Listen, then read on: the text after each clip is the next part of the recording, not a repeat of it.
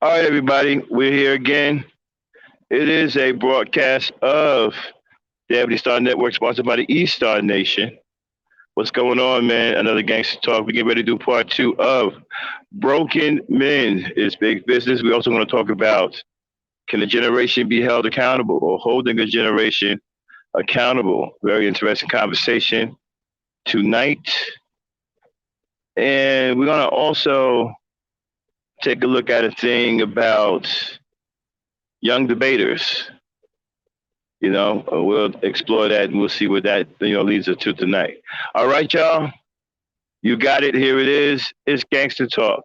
It's big business, right, Dame? Drop it.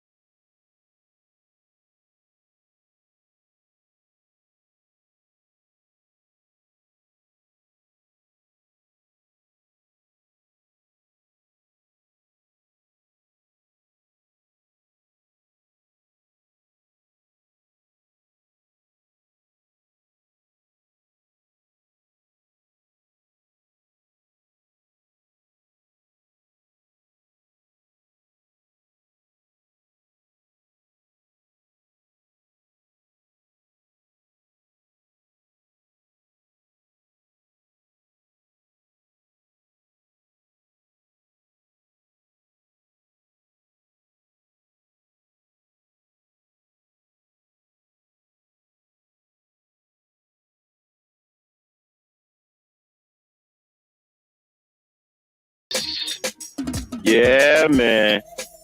What's going on, everybody? It's Gangsta Talk. I am the Black Knight, aka the Notorious Gangster Simp. Shout out to everybody in the chat, Polo Sports showing up in here. Chad General in the building. Number one, Hassan Burton, my super mods. Shout out to Star Vibes showing up. Everybody getting ready to show up and show out. That's how we do it here on the East Star Nation. We got a big rumble coming up Friday. It's the East Star Nation versus the Red Pill Rage. You don't want to miss that. The title, is East Star Nation versus the Red Pill Rage. Opening the floodgates. We're going to open the floodgates on their monkey asses. They have no idea who they're dealing with. We're going to show them. Anyway, welcome to tonight's Gangster Talk. Shout out to my partner in crime, Dame Frankie. And here it is, y'all. Hey, Dan, you want to say hello? Hi, everybody. That's my little sister, y'all. I love her. Lakeisha, what's going on? Okay, so let me get something straight, y'all. Everybody thought that there was a ruckus about Red Supreme, okay? Me giving him a wrench. No, he doesn't have a permanent wrench on his channel. So everybody can calm down or whatever. I gave him that wrench to protect him just for that one debate that me and him was going to have because everybody was going ham on him in the chat. And that was the only way I could protect him to get him up on the panel. Okay, so that was just temporary. No, he does not have a permanent wrench on this channel. No red pill guy will ever have a permanent wrench on this channel. Okay, so y'all can relax. Okay, that was just for that one session. Anyway, all right, so let's get on into it. It's big business. What was we talking about? It's part 2. Broken black men is big business. And partially because you guys have so many social and awkward problems. Now, I've been hearing some disturbing things. And I want to talk to you guys about something. A lot of y'all have a really messed up mentality when it comes towards the women. I'm sorry, when it comes down to women. You think that however a woman dressed, many of you think this because I've been listening to your live streams, and we're going to cue one up here shortly. Mr. Bernard Raleigh, and we're going to show you what I'm talking about. Many of you I've been listening to think that however a woman is dressed, that your behavior should match the way she's dressed.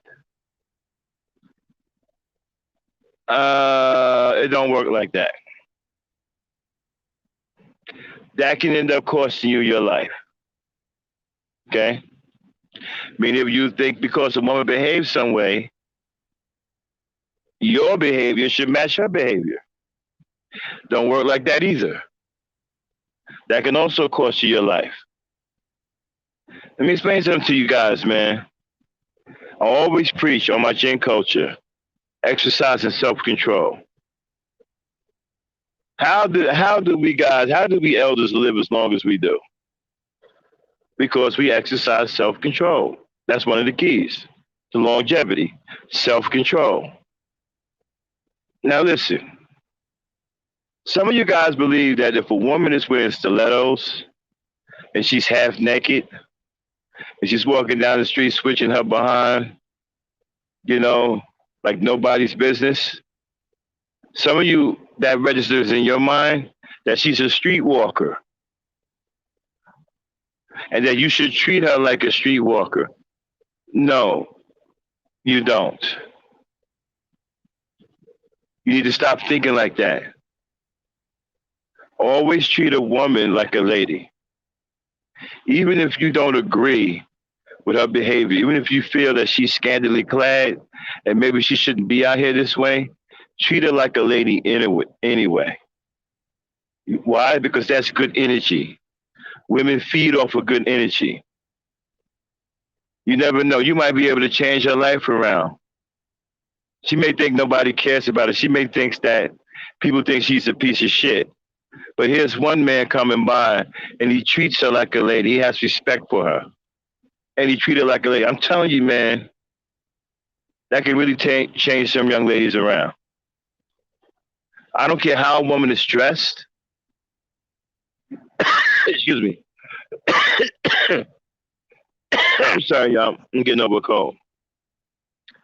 I don't care how a woman is dressed. I don't care if she's walking down the street butt naked. You are not to put your hands on her. You are not to try to do anything with her. If she wants to walk down the street butt naked, if she wants to go up from one corner to the next corner butt naked, she should not be molested in any way from one corner to the next. Just because she's dressing provocatively or half naked or whatever doesn't mean that you should engage her in any kind of way that a pervert may any kind of way that a pervert may engage with her. Stop allowing your lust to get you in trouble. Lust makes you weak. That's what's wrong with a lot of you guys now. That's why you always got somebody's Johnson in your mouth. Because you're lustful and you're weak. You act like you ain't never seen a pretty woman before. You act like you ain't never seen a sexy woman before. Meaning you don't know how to act. Seriously, you don't. You see a pretty woman and you freak out. You see a sexy woman and you freak out. You see a woman that's pretty and sexy, you freak out. You don't know how to talk to her because you're thinking in a lustful manner. So then you become blinded, and then you don't think clearly. And you start talking to her in very,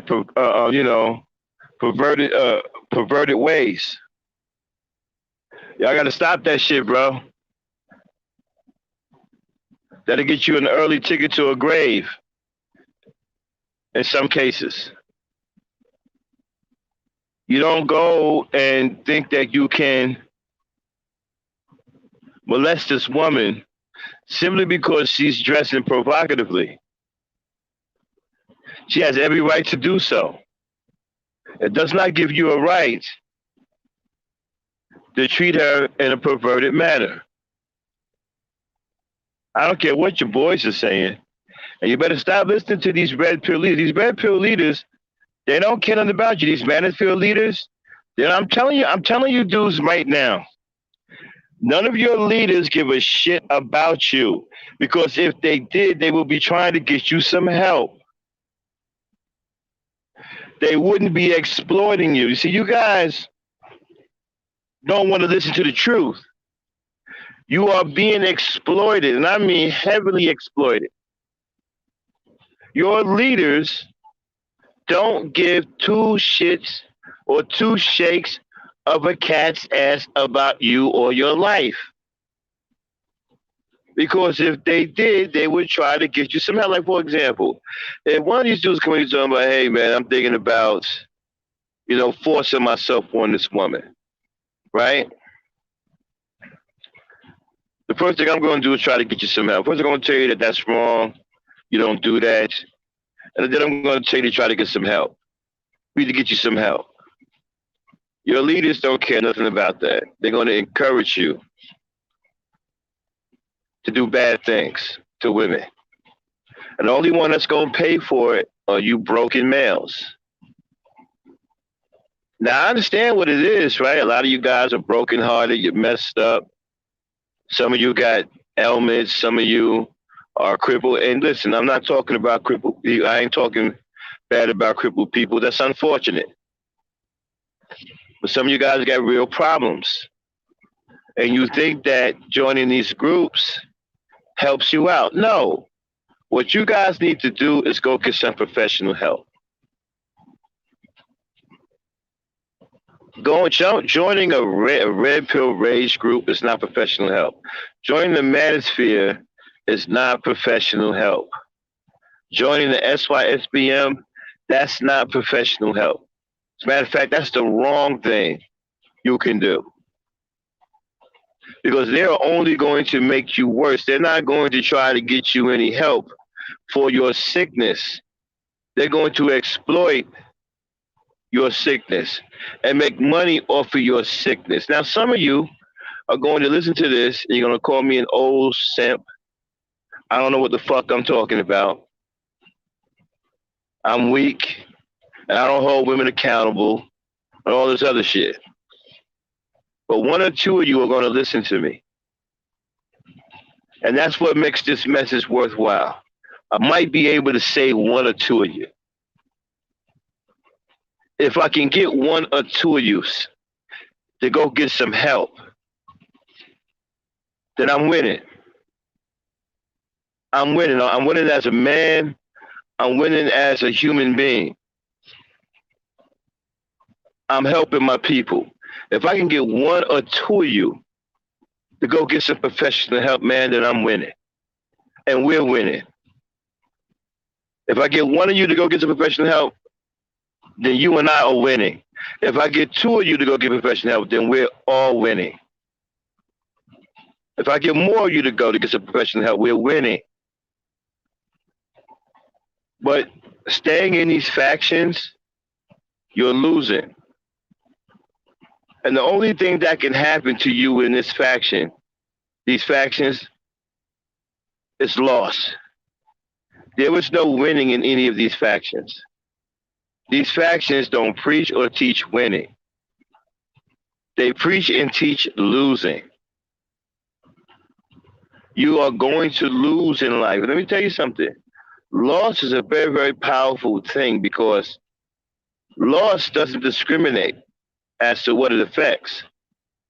You can lose a loved one. You can lose yourself, your life, your child, money.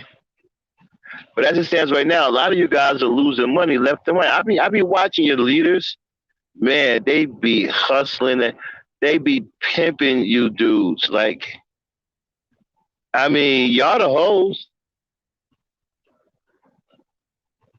and y'all so brainwashed and so messed up. You actually think that the women that he's calling hoes are actually women. Actually, y'all the hoes. Y'all the one that are being pimped. I sat up here in some of you guys' channels and watched what went on in the chat. Man, your red pill leaders and these guys got a routine. They're following a template. And they hustling the hell out of you broken niggas. Can't y'all see it? Can't you hear it? Red Supreme is one of the best I've seen since Tariq Nasheed. That nigga don't play no games. That nigga be on some, yo, I'm going to play the clip in a minute. I need to get these likes up. Give me 30 likes and I'll play the clip. Yo, I'm going to need somebody on that Cash App. Let me get a few Cash Apps and I'll play the clip. And man, let me tell you, man, that nigga got Gangsta on one of his live streams. And he said, I'm going to need 200 people on the Cash App. 200. That's like Creflo Dollar saying, I need $65 million for a jet.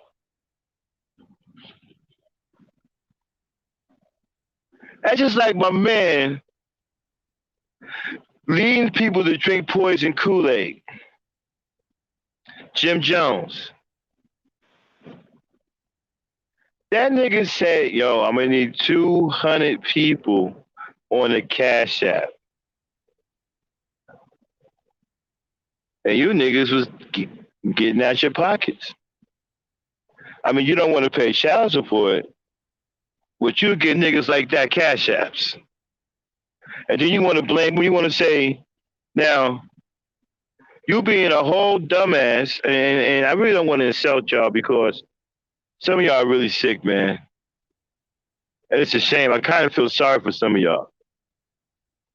You know, But you'd rather sit up here and support this nigga who ain't doing nothing but giving you a feel good story. None of that rhetoric that they're telling y'all, none of that shit is any kind of solution. It's a feel good drug. So you can feel good about being a loser. All it is you walking around having something to say to black women that makes you feel good, right? And have something to say against the guys that black women choose over you. Now you're left out in the cold. The black woman had nothing to do with you, so you mad as fuck. So your leader tells you, yo, man, that's a whore, man. That's a bed wench. Get about that bed wench. Yeah, and here you go. Yeah, she a whore. She a bed wench. That's right, my nigga. She a bed wench. Now let me get 5 on that cash app. Yeah, she a bed wench. Here you go, man. 5. Back here, man. Here's 10 on that cash app. That's right, my nigga. That's right, my nigga. She a bed wench. She a bed wench. Now I'm gonna need 10 of y'all on that cash app. That's all this is, man. And here's another thing. Now, the man that the black woman chooses over you, and now that you can't deal with any, rejection, and you feel left out, that you feel that black women ain't checking for you. So now you mad about that too. You broken up about that too. So again, here come your mans and them making you feel good. And that nigga's a simp. That's a simp. That's a simp, and she's a bad wench. That's a simp. She's a bad wench. And now you want some? Yeah, that's a simp, and she's a bad wench. That's a simp. Yeah, man, that's a simp. And then here he come. That's a simp. Yo, I'm gonna need you on his cash app. Yeah, man, I got you. You see what I'm getting to? Y'all don't know you're being played. I mean, have you become that desperate in life that you don't even care that you're being played like that? I want you guys to sit down and really think about what's happening to you and the people that you're following. Can't you see that it's nothing but a gimmick? That it's make believe and not even your leaders believe what they're telling you? They recognize that many of you dudes are effed up. They don't care. You can jump off the George Washington Bridge for all they care. As a matter of fact, they'll be upset if you did do that and didn't hit the cash app before you did it.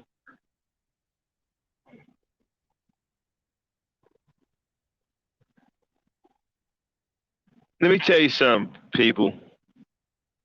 And you broken niggas know who you are. Y'all need to get some professional help. Joining these groups isn't going to help you. It's not going to take the pain away. If some of you say that you hate your mothers because you thought your mother was a bad mother, well, it's not going to take that pain away. You need professional help. If some of you are suffering because you got played out by black women and you got broken hearts you can't recover from, none of this shit is going to help you. You need to get some real help. These guys aren't therapists. They don't care nothing about you. All they're going to do is feed your sickness. And then when you get worse and do something crazy, the first thing they're going to do is deny who you are. Especially if they find out that you was attached to them. They're going to tell you that, oh, he needs to be held accountable. I don't know what happened. I mean, he ain't down with me. They're going to disavow you.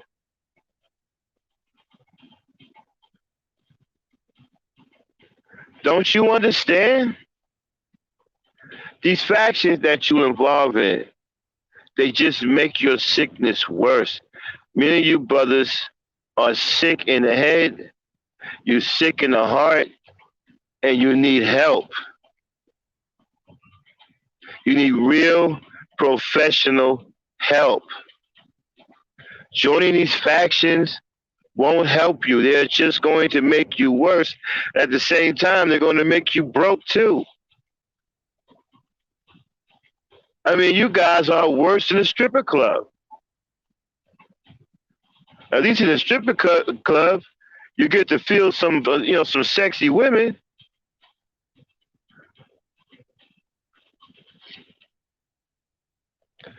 So you guys are the new lucrative opportunity. And you think that they making money off of black women. You think they're making money off of talking crazy about black women. They are, and the money is coming from you. They're making money off of you by talking crazy about the black woman and feeding you a lot of bullshit. So you can feel good about yourself. What's the sense of feeling good today? But the misery doesn't go anywhere. 2, 3 hours later, you're miserable again, right? Then here come your mans in there. You know, blue pill, beta males, simp this and simp that, bed winches. Now you feel good again. You done gave up some cash money on the cash app. You walking around here with your chest sticking out, yeah, beta males, and then it goes away. And they know the feel good gonna go away because they know you guys are suffering. They just don't give a damn. They know the temporary feel good is gonna go away, and some of them got you guys clocked. They already got the exact time.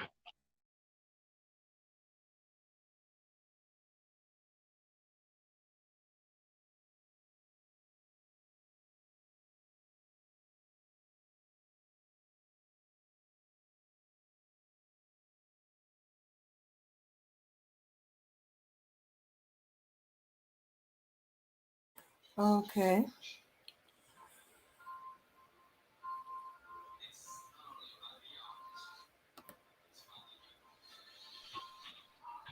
Sorry about that, y'all. Hit my mute button.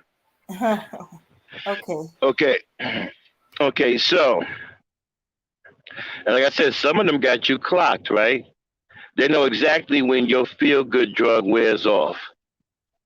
Like, okay, I told them 30 minutes ago about a beta male, a bed winch, and a black woman is losing. So he shows up 30 minutes later. Yeah, the black woman is losing. Blue pill beta males. Simps. There you go, your feel good drug again. Yeah, homie, I'm gonna need you to hit that cash app up. I've seen some of you hit cash apps up all throughout the broadcast. And when I read your responses, right, it was all about that emotional painkiller drug that dude is providing. Dude is an emotional drug dealer. These guys, they are emotional drug dealers. They sell you emotional drugs, emotional painkillers. So because you're messed up and the black woman isn't checking for you and she messing with another man and you awkward, you messed up inside. Your heart is messed up. So now you need something, to take that emotional pain away. Here come the emotional painkiller. Beta male simp. Bed winch. Ho. The black woman is losing. The black woman is overweight. The black woman is the least desired. Now you feel good again. Yeah, man. Get him, man. Tell him about it. Yo, I'm going to need you to hit that cash app. Y'all can't see this, man. How y'all let yourself get played like that? And it's so obvious. And what kills me is it's obvious that you guys are getting played for your money. And some of you have the nerve to sit in them chats after getting played like that, type that somebody else is dumb. I watched a dude give $100 and $25 increments. And every time he gave a $25 to the Cash App, it was because dude said simp and bedwench at the same time. He's a simp and she's a bedwench. Boom, $25. Half an hour later, she's a simp, he's a bedwench. He's a simp, she's a bedwench. No, $25. A few minutes go by, she's a bedwench, he's a simp. No, $25. And after he did that 4 times, he had the nerve to type into the chat that somebody else was dumb.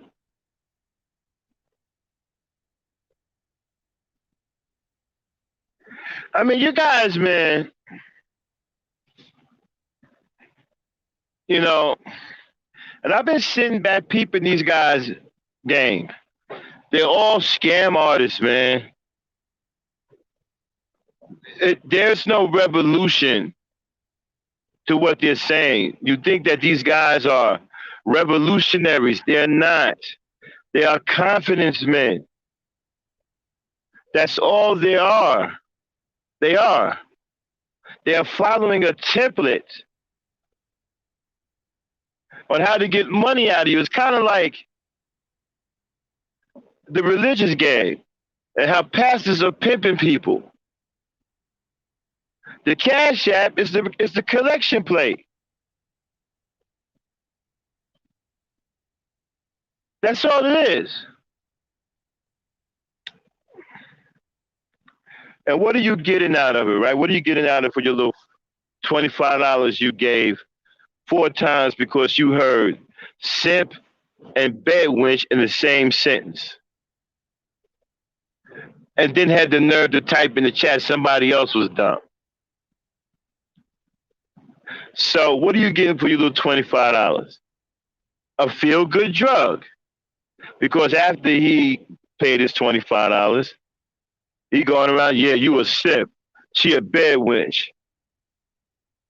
I'm telling y'all, that's these guys' emotional painkillers. Why you think these groups have so many damn names to call women and men? Because those names produce money. Simps, the word simp is a money word. Bedwench is a money word. Whenever these guys mention bedwench and simps, they get paid.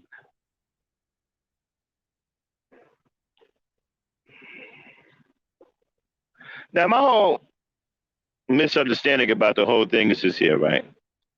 Why do any of you care who the black woman is sleeping with?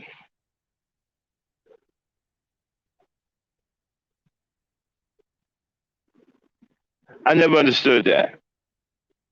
Why are you guys so interested in who the black woman is sleeping with? Why? Because she's not sleeping in your bed? I mean, I don't never worry about who black women are sleeping with. So you can't say that's a normal thought amongst regular men because we don't think I don't think like that. We don't who we don't care who she's sleeping with. That's none of our business. Why is it that you guys have stats and your stats come from white supremacists and we're going to expose that on Friday. How you get your stats from white supremacists, but then yet you accuse other people who debunk your talking points of getting their information from white supremacists, even though that's where you get yours from. Okay? But I don't understand something. I thought about it a little bit more. I mean, you guys know I had a debate the other night with a Red Supreme who absolutely went on his channel as we expected and started talking shit about somebody beat me and all this other stuff. Beat me, the Black Knight? Seriously? You can't beat me with those flimsy ass talking points. We've already debunked them talking points, and we're going to do so again. And we got something else. We got a little surprise for y'all on where they get their information from. Y'all didn't know this, but we're gonna unveil it on Friday. Now this is gonna be fun, you know, taking on the Red Pill Rage guys. It's gonna be fun. These guys are a joke. They're not even as good as the guys in the manosphere. Some of the guys in the manosphere are good. These guys ain't even a class of the manosphere. These guys are a joke. But they dangerous though. They dangerous. And we gotta start taking out these dangerous factions. Okay? What? Come on, Red Pill Rage. You actually thought that somebody was afraid of y'all? No. Shame on you. Apparently you don't know who you're dealing with. We'll show you Friday night. East Star Nation is being full effect. Beat me? A red pill sucker with white supremacist talking points defeats the Black Knight? Are you kidding? There's no defeating me with that bullshit. And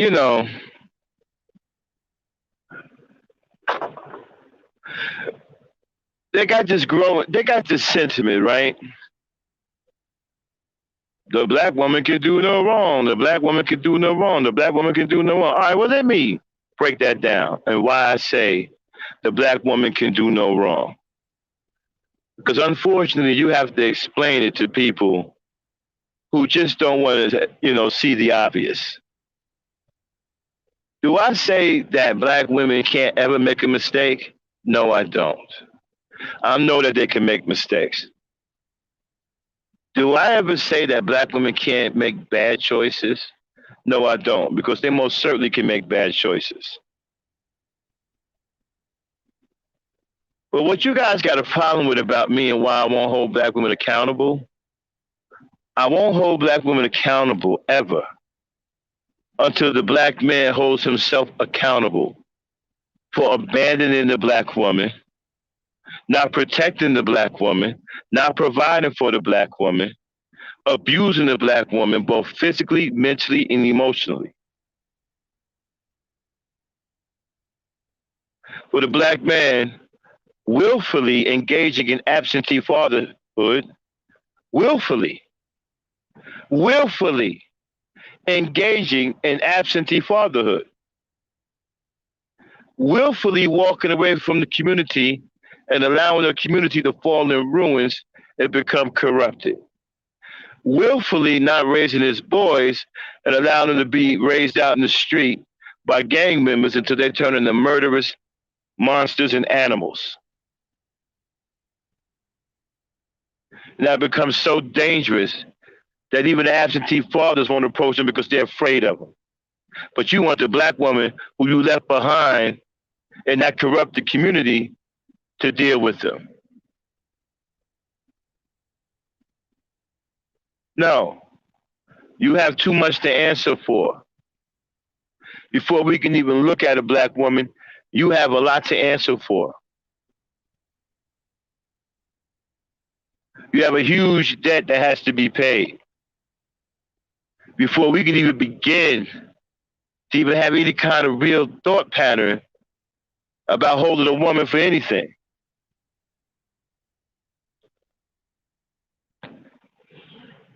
And another thing, some of you think that because, okay, a scenario came up, right? That if the black woman raised the children on her own and raised them to adulthood and they become productive citizens of society and turn out to be talented and going to have, prominent lives, then the black woman gets all of the credits. That's right. She should. Then he said, well, if it fails, then she should also get the blame. No. But wait a minute, Black Knight, what are you talking about, man? She raised the kids on her own. And if they turn out good, she gets the credit. But if they turn out bad, why does she don't get the blame? Why do you blame the men? Because, for one, now I know some of you guys don't want to hear this. You sissy bims, you maniqueers, conscious, red pill dudes. I know you don't want to hear this. But here's the truth. Something you guys don't like to face. That's why you filled with a bunch of white racist talking points, because you don't want to deal with the truth. The truth is, a mother shouldn't be raising children by herself. Now, that is the goddamn truth. There's a reason why you have two parents. It takes two parents to raise a child. Now, some parents can do it, on their own with a little bit of help. But it takes two parents to raise a child. The black woman should not be in a position to where she is forced to raise her children, in many cases, multiple children, by herself. So that's why she gets all of the credit when they turn out right. You know why? Because she had to do a job of herself. I mean, she had to do her job, and she had to also do the job of the absentee father. So she had to do both jobs. So when she somehow, by the grace of God, does both of those jobs, and the children turn out to be top-notch citizens, you damn right she gets all of the credit. You damn right. You damn right she gets all of the credit. And if she fails, we blaming you. The man gets the blame. You know why? Because the mother never ran out on her children. The man ran out. The man walked out. The man abandoned them. The mother never abandoned her children. She has always been there.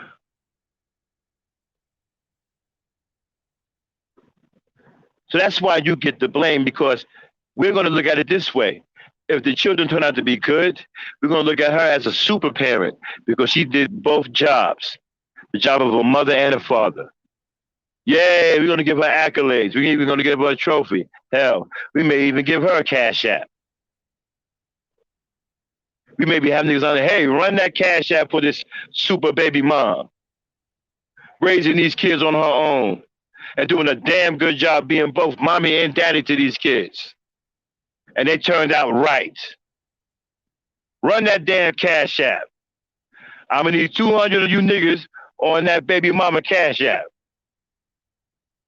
I'm going to need 200 niggas on that super baby mama cash app.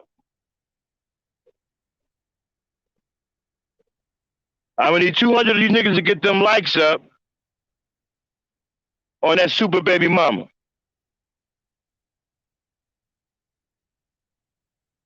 But if she fails, it's your fault because you set her up for failure to begin with. When you walk down on her when those kids were babies, you set her up for failure. So when that becomes a reality, guess what?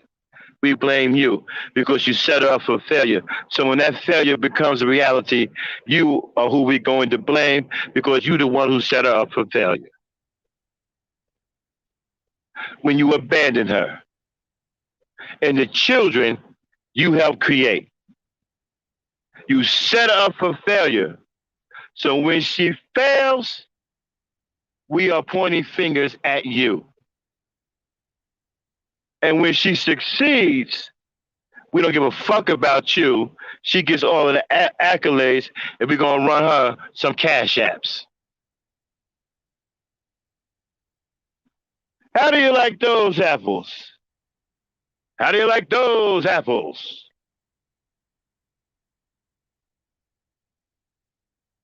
You red pill booty males. How do you like those apples, you red pill booty males? How do you like those apples, you red pill booty males? Now, I hope you guys don't like that.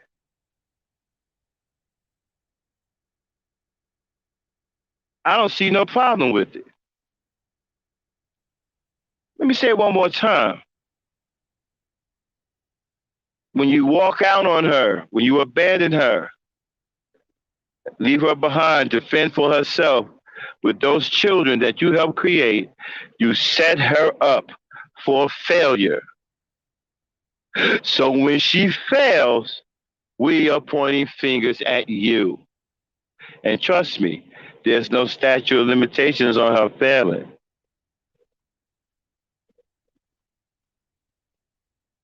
Just like there's no statute of limitations on you walking out. So she can raise them kids successfully until they're 17 and then fail at 18. And we're going to blame you.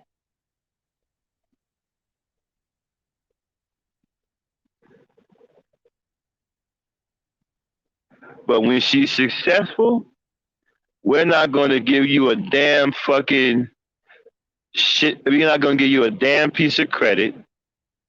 We're probably going to call you a fucking coward and a no good ass nigga and said that she succeeded in spite of you. And she's going to get all of the accolades. We're going to call her super mom, and we're going to get 200 niggas to run a cash app to her. How do you like that, you red pill booty males?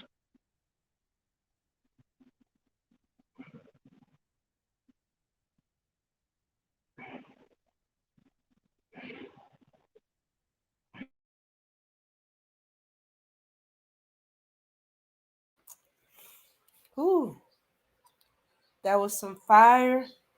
That was some truth. Ram down your throats. We don't care if you don't like it. You can kiss our grits. Well, I wasn't aiming for the grits, but hey, I'm a lady. That's not what I would have wanted to say.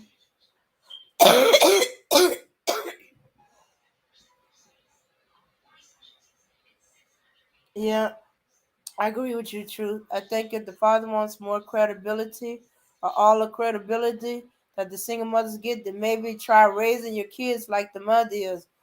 Gotta earn respect in this world. Naga. Cash apps. Oh, and this cash app don't go to you Nagas back child support. So don't think, hey, I put into that cash app. That should have covered for my back child support. No, Naga, pay your back child support. Mhm. Yeah. Yeah. Yeah. Since y'all complaining that y'all don't want y'all taxes going to pay to take care of the kids of the baby mama, stop giving support to the baby daddy and stuff like that. You listening to their lies and their stories and stuff like that. Um, don't y'all get a clue? The very ones that's complaining about child support in the manosphere and the red pillars are the main ones that are creating the baby mamas. But instead of calling out them nagas, you attacking the mama.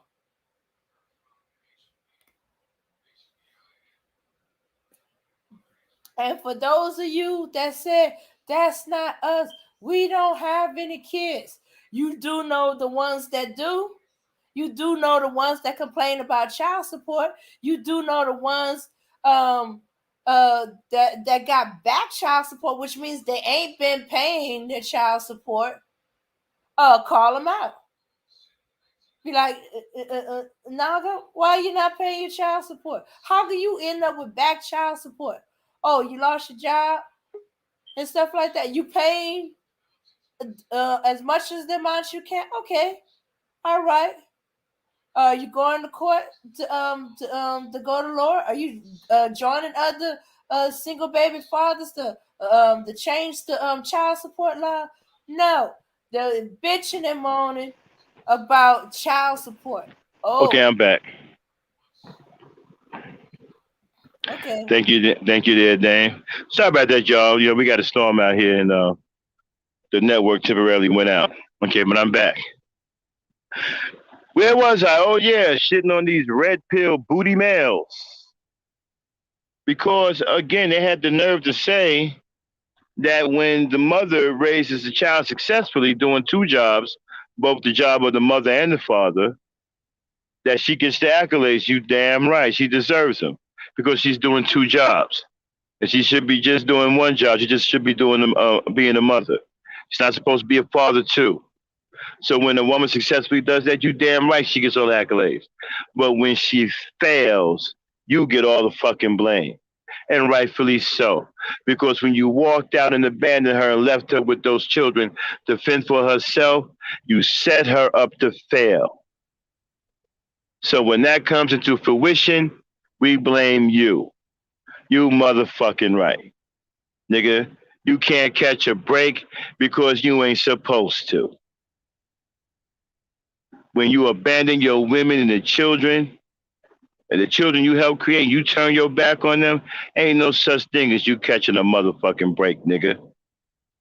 Unless somebody breaking it off in your ass. Because you ain't nothing but a coward. And you don't deserve no motherfucking break. You feel me? How about that? You red pill booty males. Anyway, getting back to you, bro, broken Negroes. And I'm trying to appeal to you as a man, as a brother, somebody who actually cares about people. Y'all need to get some help. Get out of these factions. Get away from this pill shit. Get away from the conscious community. Get out of this fucking manosphere. None of that shit helps you. All it will do is keep you sick and make it even worse. And you might even get to the point where you may harm somebody. Get out of that shit. It's not worth it. Okay? Women ain't going nowhere. And ain't nobody listening to these dumbass. You listen, you actually think that do you actually believe the shit they telling you? That black men don't want to be with black women? And that rich black men don't want to be with black women? You actually believe that? You actually believe that nobody is checking for black women and that nobody wants to be with black women? Y'all actually believe some shit like that? Come on, man. Say it ain't so. If that's the case, I got the fucking Brooklyn Bridge to fucking sell you. You want to buy it? Okay. Come on, man. And then they tell you crazy shit talking about the majority. Okay. Red Supreme said 51% of black men don't have kids. Okay, what's the difference? You see, they tell you guys half truths. Okay, that's the trick of a con artist. A con artist is going to tell you a half truth because he needs to have some kind of truth in order to con you. Tell you half truths. What's the sample size of that? What's the demographic? What's the age range? Because if you're talking about 18 to 25, an 18-year-old man, a boy, is an adult. That's a man. It's a very young man, but he's a man. So if you're talking about from 18 to 25, no, they normally don't have kids.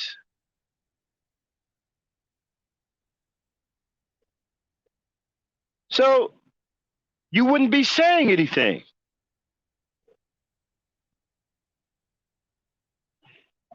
How old are they? That's very important. How old are they? What is the age window? From what to what? Because I find it hard to believe that black men from 35 to 45 don't have any damn kids. Especially at 51%. You got me fucked, and you're going to have to show me that.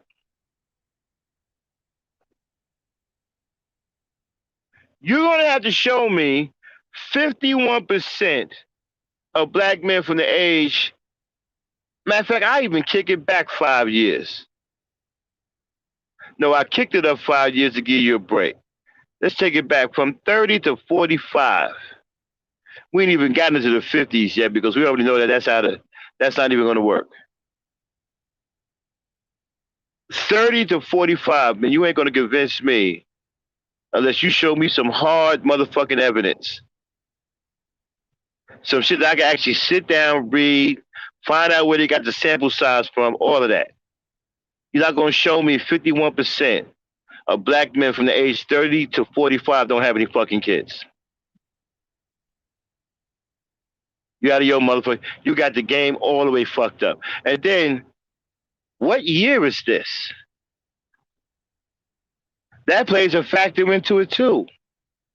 What year was these stats comprised? 2009, 2005?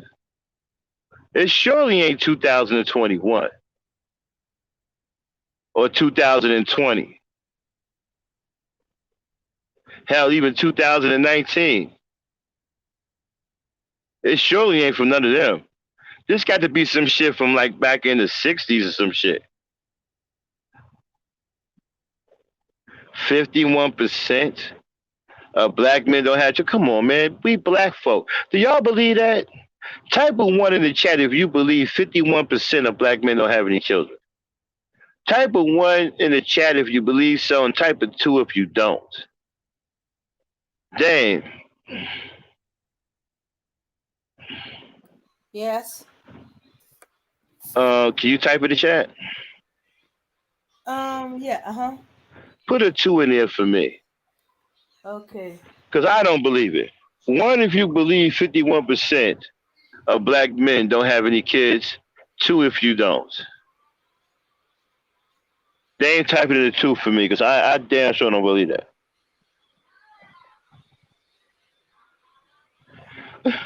Okay, so Yvette believes 51% of black men don't have any kids. Okay, Yvette, what age range are you talking about? Because that's very important. Age makes all the difference when it comes down to having kids. So what age range are you talking about where you believe 51% of black men don't have any kids? Especially when we have 77% of kids out of wedlock. And we have all these baby mamas. You're going to tell me 51% don't have, where's that at? What age range is that?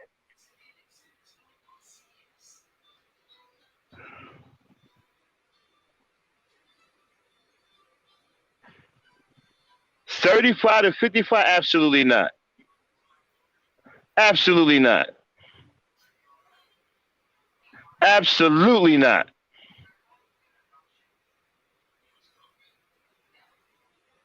And then if you're talking about 35 to 55, that wouldn't even be 51%.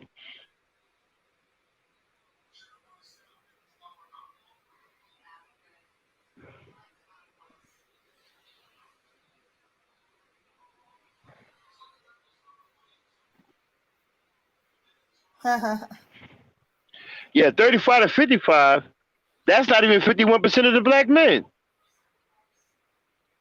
So that can't even be right just by sheer numbers.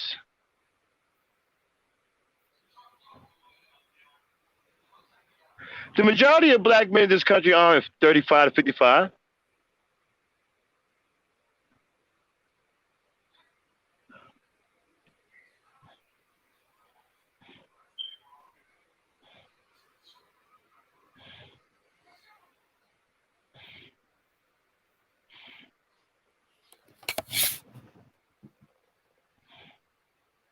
You know a few. Oh, she's talking about gays. She's talking about gays. If we count the Now, gays. now she answered the number with a one. Uh-huh. She answered the question with a one, so she can't be talking about gays, right? Yeah, she said just before the one, she said, if we count the gays, I can believe it. And she put one. And No, you and can then, count gay. You can count gays too. They got kids too. Gays got kids too. Kevin Samuels got kids. He's gay.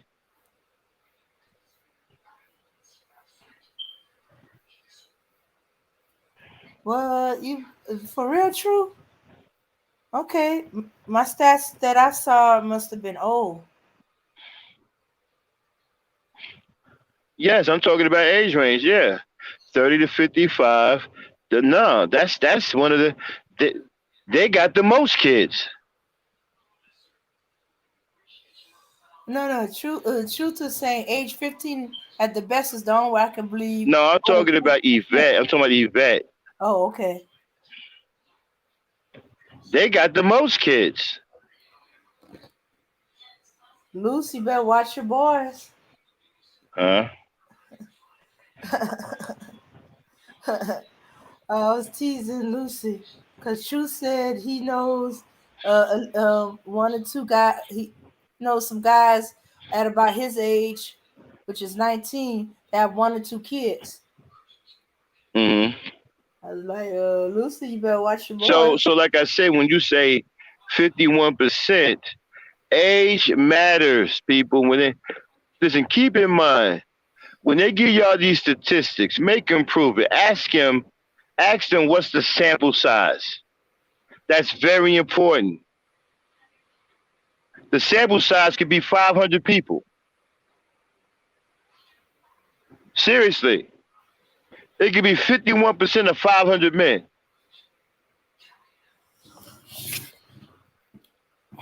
The next time they start coming at y'all with these damn numbers, statistics, ask them what's the sample size. What's the damn demographics? What are the age ranges we're talking about here?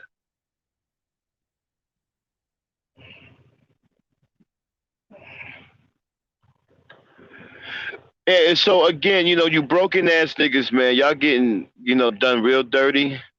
Actually, they're doing worse to you what black women ever did to you. You guys are all broken hearted about what black women do to you. What these guys are doing to you even worse. They're making money off of your emotional pain. That don't bother any of you?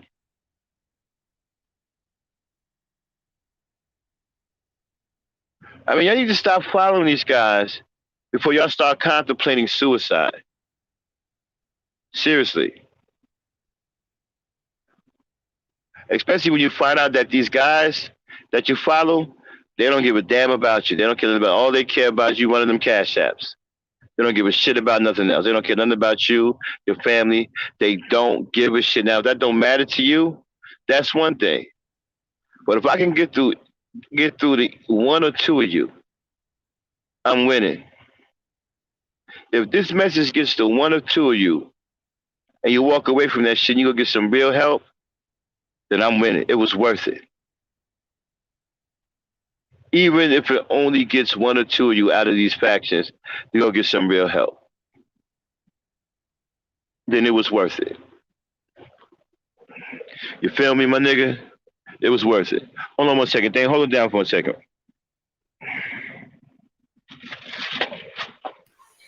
No, no, Rozzy. Max is still ranting, so we ain't Yeah, dropped the link yet.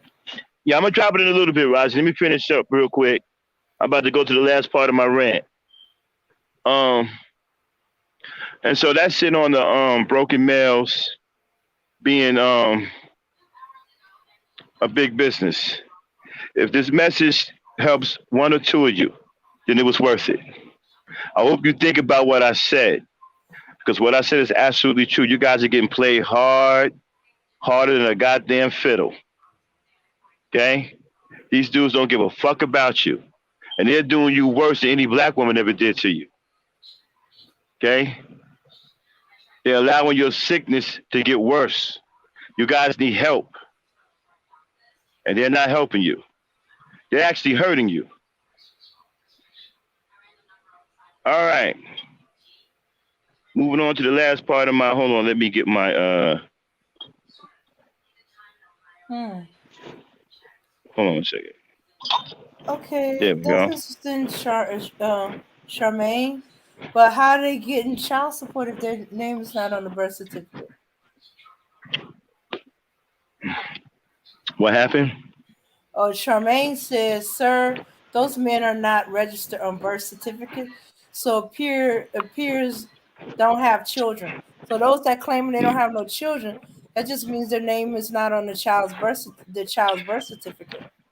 Yeah, exactly. See?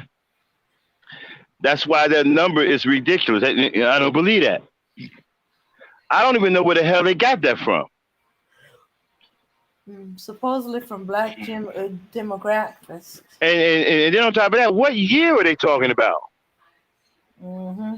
Because they can't be talking about 2021, 2020, 2019, 2018. They can't be talking about those years. Okay? Especially in 2021. You can forget that.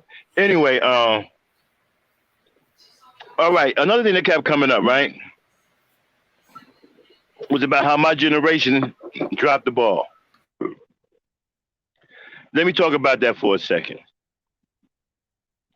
They want me to be a representative of my generation, the Gen Xers. Okay? Because I was born on that tail end of the 60s, going into the 70s. Okay? The 70s was my time, the 70s and the early 80s. Excuse me. Those were my times growing up. I was there I was there when the crack epidemic hit. I saw it happen in real time. I saw families degenerate overnight and turn into animals overnight.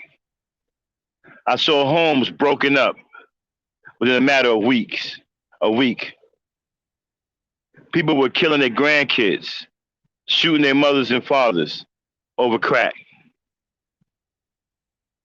Crack came running through the neighborhood like an out of control tornado. Well, tornadoes can't be controlled, but it just came through the hood like a tornado. To the day, I ain't never seen nothing like it. I actually witnessed that shit.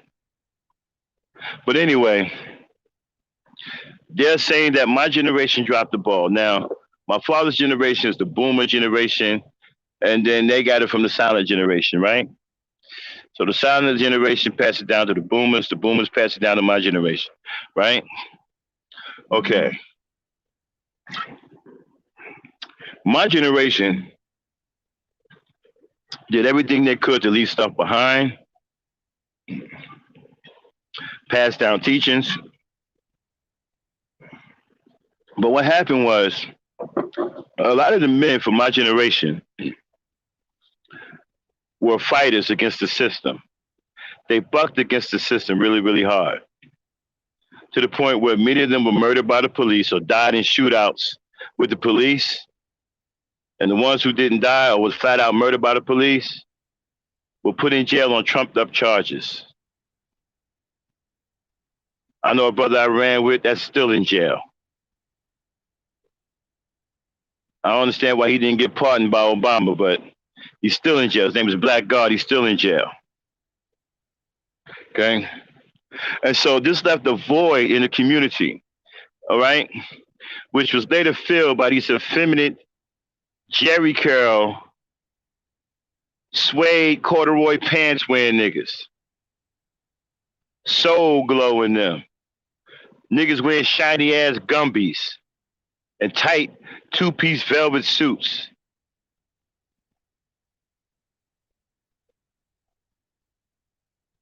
Jerry curls, curly kids. Excuse me, clown niggas. That's what replaced the void, because the men from my generation, excuse me, like I said, who bucked against the system, many of them were murdered, died in shootouts with the police, and incarcerated. So like I said, this left a void in a community that was later filled with effeminate niggas. Okay? And so that's what led to the interference of any kind of real teachings being passed down, because the teachings had stopped. And what took its place was a new message in the community, that it was okay for a dude to be soft. It was okay for a dude to be some old fucking sissy walking around the goddamn street. That's what the new message became. Then they made clothing to help turn you niggers into metrosexuals, right? Remember the jackets with the shoulder pads, right? Zoot suits and shit. British Walkers, Playboys, Kangos and all that. Niggas started wearing lipstick, lip gloss. Lip gloss is the first stage to you fucking all out wearing lipstick. No, I'm sorry, chapstick. It started with the chapstick. They got the niggas used to putting shit on their lips. And if you look at how a nigga put on chapstick, he puts on chapstick the same way a woman puts on lipstick. Okay? You have to understand something, right? The people who trick you into doing things are extremely intelligent. You're not dealing with dumbasses. They think things out. They play out scenarios to see what's going to work and what's not going to work. The way to hide femininity, one of the ways to hide it is to hide it in chapstick. Now you say, well, then, Max, what you talking about, man?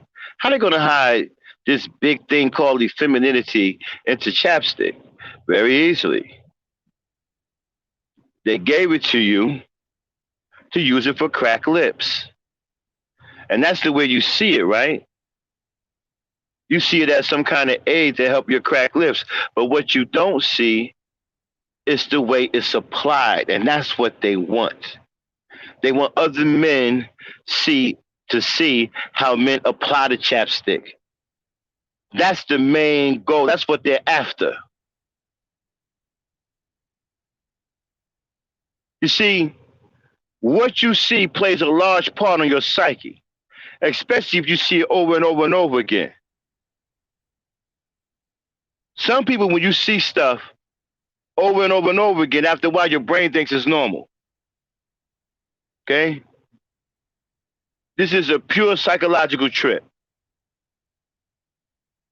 Now, when you watch these guys put chapstick on, you don't think nothing of it. Oh, you got a cracked lip. But look at the way they put it on. They put it on the same way a woman puts on lipstick.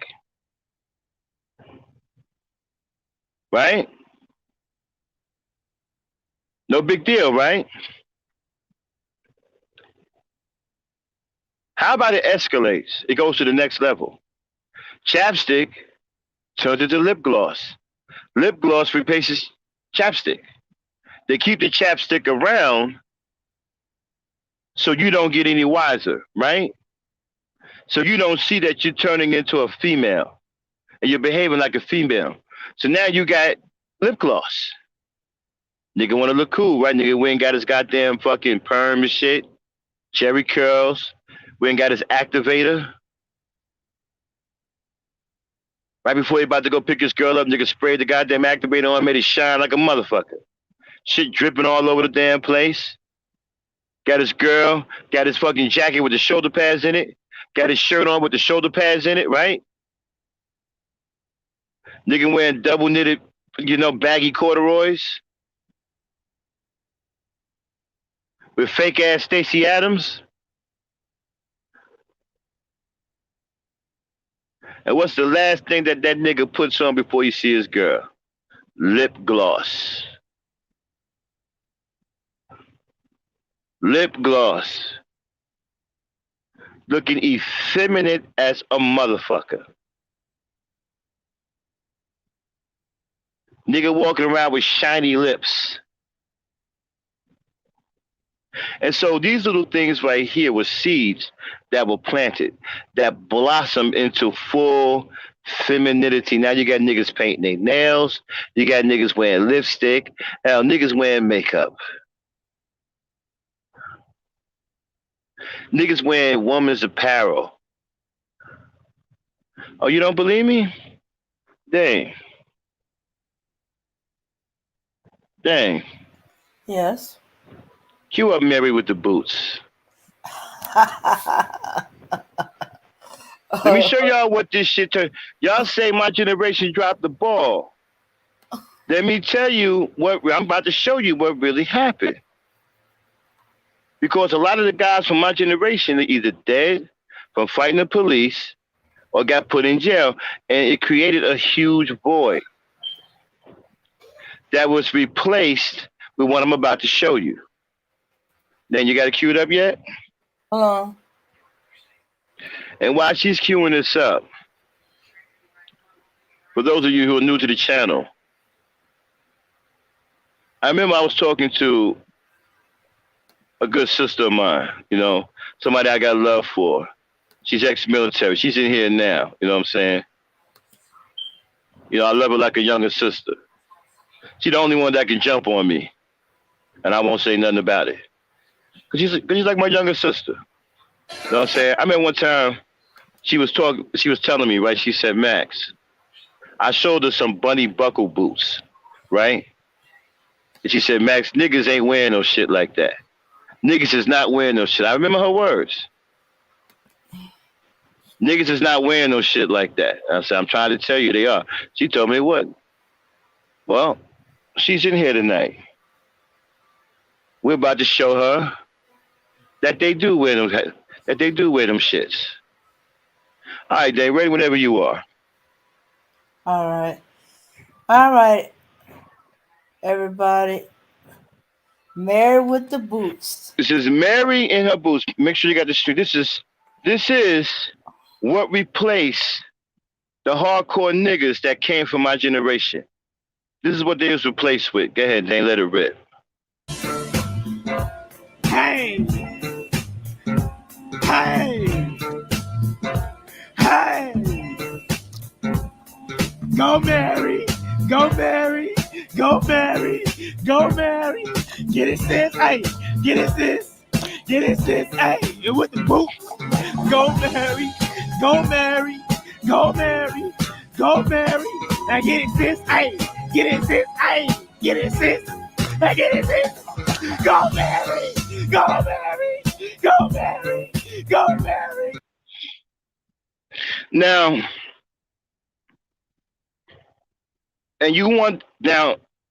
this is the modern day black male. This is I wouldn't say the majority.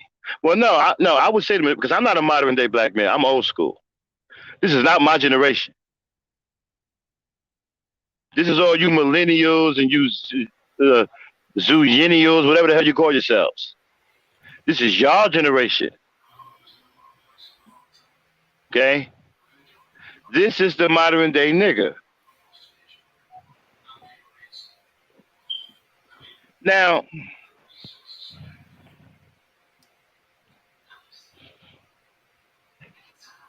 this didn't happen in my generation. We may have had a gay nigga or two, but they didn't have the nerves to do some shit like that. In my generation, we may have had a gay nigga here and there, but they didn't have the motherfucking guts to do some shit like that.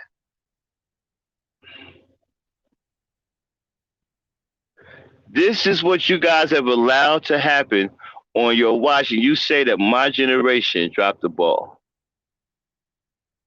At some point, you have to understand right from wrong, and you have to fix things on your own. Our teachings from the Gen Xer generation came from a long way up. It started in the silent generation. It was passed down to the boomers. It was passed on to us, the Gen Xers, and that's where it got lost. Now, some of us who are still around are willing to pass on those teachings. I myself take full responsibility for my generation not being able to pass down the teachings. That's why I created Gen Culture, so I can pass these teachings down to the young brothers of the day to try to get their heads screwed on right. So I'm willing to be a representative of my generation. The problem is a lot of you guys from your generation today, you don't want to face any truth. You don't want to face the fact that you have to lead your generation. You're the leaders. You're the new leaders of your generation. You don't want to have nothing to do with them. I mean, you got these red pill guys talking about they refuse to help broken people in their community. Well, then you can't be a leader. And if you don't want to be a leader, then you have no right trying to hold anybody accountable for anything. Y'all said that y'all aren't leaders and you don't want to be leaders. Okay, well then you can't hold anybody accountable for anything, especially the black woman. You're not a leader, you don't want to be a leader, you're not in the community, you can't hold her accountable for anything. Not one thing. But this is your generation.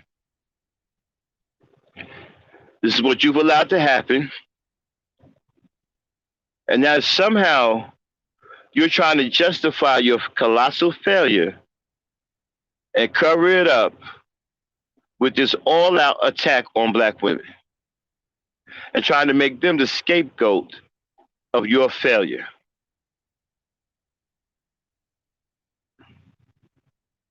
It's not going to work. This is your failure. You have failed the people in your generation. You have failed the women in your generation. You need to acknowledge that, accept responsibility for that, and y'all need to put your heads together and get to working on turning this thing around. That's what you should be doing. Instead of sitting up here denying everything and twerking out there in high-heel stiletto boots.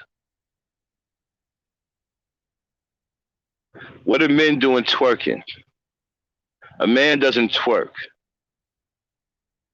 A man doesn't mimic or copy a woman in any way, shape, or form. Not even jokingly.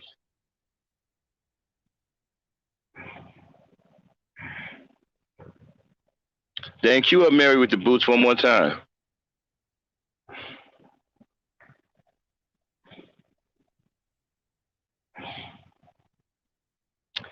Dang, where are you?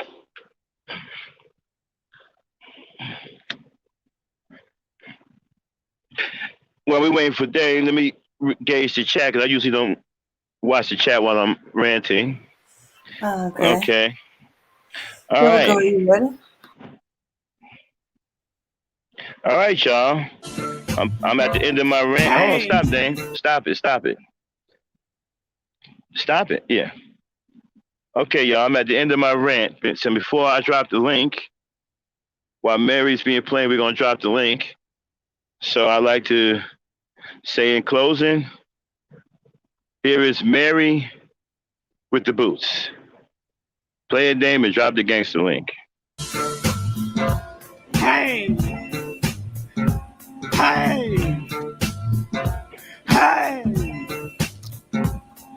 Go Mary, go Mary, go Mary, go Mary. Get it, sis, hey, get it, sis, get it, sis, hey, and with the boots. Go Mary, go Mary, go Mary, go Mary. Now get it, sis, hey, get it, sis, hey, get it, sis, hey, get it, sis. Go Mary, go Mary, go Mary, go Mary. That's a goddamn shame. And in skinny jeans.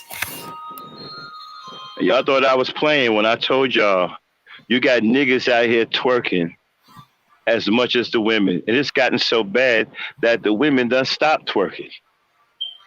There's too many niggas out here twerking.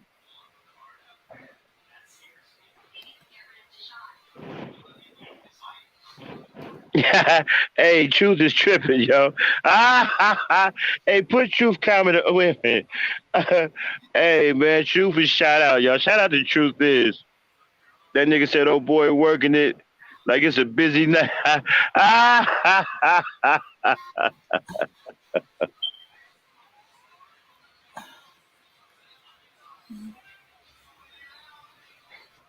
That's funny as shit. All right, y'all, the gangster link is in the chat. Dame, let me bring in my partner in crime. Dame, did you enjoy the show? How was the rant? Okay, it was a great rant. It was on fire. Oh, there's a lot of truth. I hope they don't choke on it. We just giving them a little taste. We gearing up for Friday, y'all. Friday, we're gonna knock these niggas' heads off. You know, we just having a little fun right now. You know, these guys are a joke. Weak ass talking points. Dude actually really think he did something, yo. He really did, y'all. Dude really thought he came up here and took me down and all this other shit, said it was easy work.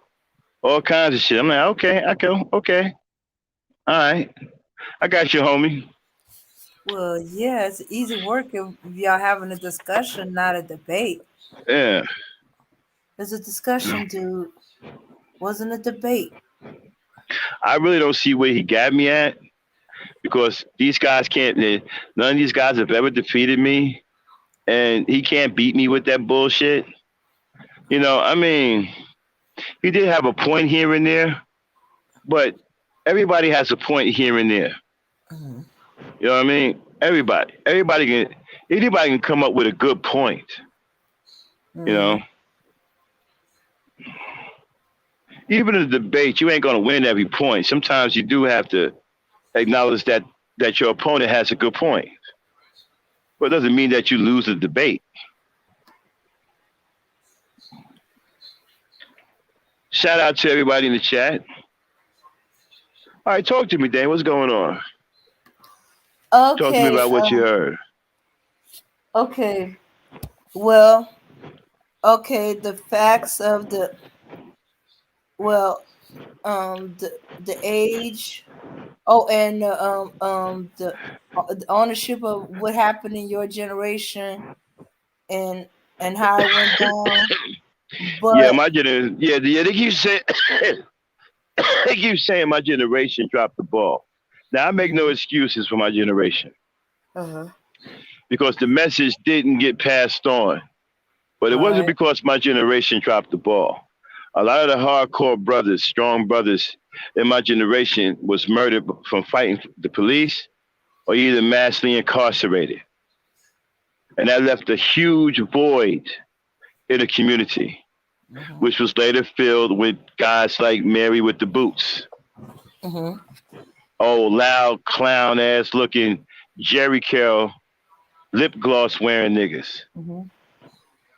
Which if they would have listened to you, they would see that because the strong men were out of the community and weren't there to protect the community, it got overrun by all these weak ones. Yo, these weak ass homo thugs, niggas wearing lip gloss, trying to be pretty like women. What kind of man calls himself Pretty Tony? See, when y'all heard those names, right, you thought they were cool because they were pimps, because pimps were glorified in the community. And so what you saw with the Jerry curls and the lip gloss, that was all pimp culture. Most pimps are gay. And pimp culture falls under homosexuality. A lot of y'all didn't know that. That's why most of your pimps are cross dressers. But a nigga, a gay, effeminate nigga got away with calling himself Pretty Tony and wearing a goddamn perm like a woman, dressing like a woman. Got away with that shit. Yeah. And the rings. Yeah. The only time I seen a man with a ring until pimps came along was the wedding ring. And a lot of them didn't like wearing it then. No. And now you got these get with the pinky ring and the finger full of ring. And then that led to what they call it? Those them rings that Hey, don't we got the picture up there? You got the picture up here of them damn pimps? yeah, let me see. Yeah, throw that on screen. Okay, let's see. See, when the hardcore niggas from my generation got either killed or put in jail, what was replaced, what they replaced them with was niggas like this.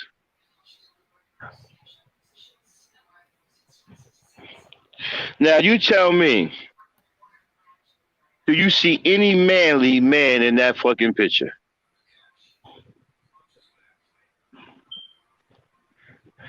Any of these niggas should never be looked at as manly men.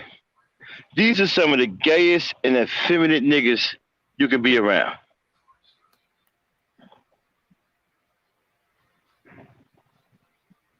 Look at that. Number one pimp. And that's what you niggas want to be like. That's what you niggas glorify.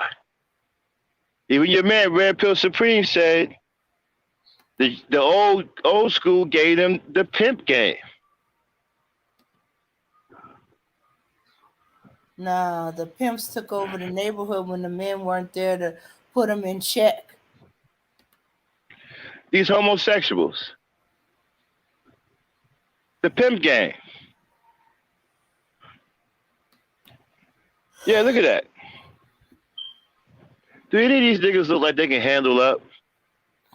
Do they look like they can protect women and protect children? Shoots. Look at these clown ass niggas. That's what replaced the men in my generation who were murdered and who were massively incarcerated. That's when this shit right here is what invaded the community. And this is what you see today.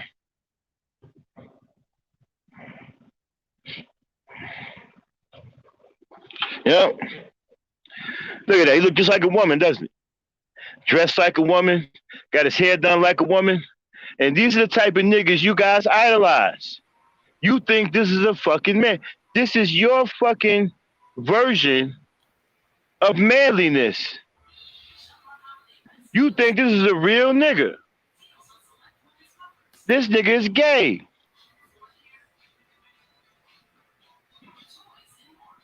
So it goes to show you why many of you look up to Kevin Samuels. Kevin Samuels is a modern version of Iceberg Slim.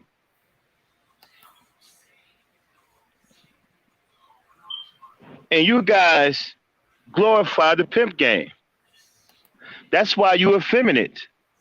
That's why many of you are alpha feminine. Because you glorify the pimp game, which is nothing but homosexuality. Why do you think they hate women so much? Why do you think it's a coincidence that the pimp game demoralizes women? You can't make the connection between the pimp game and homosexuality. Y'all haven't made that connection yet. Why not? It's obvious as the nose on your face. that they're both connected.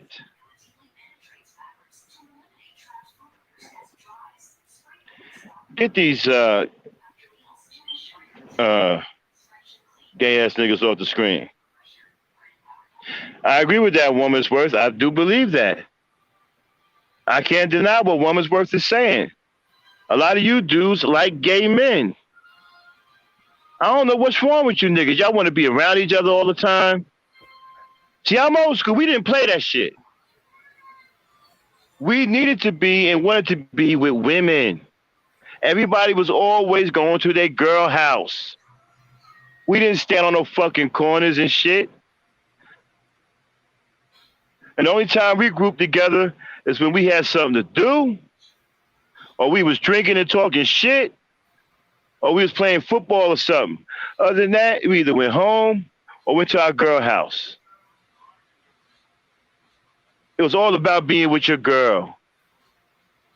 Ain't nobody want to hang around each other like that, man. I don't want to hang around you niggas.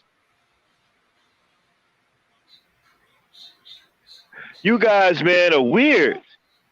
Y'all want to be in each other's face all the time. Y'all want to be touching each other all the time. You want to hang with each other all the time. telling each other you love them. Let me tell you something, man. I'm old school. I was taught love is for women. Respect is for men. You love the women in your life and you respect the men in your life.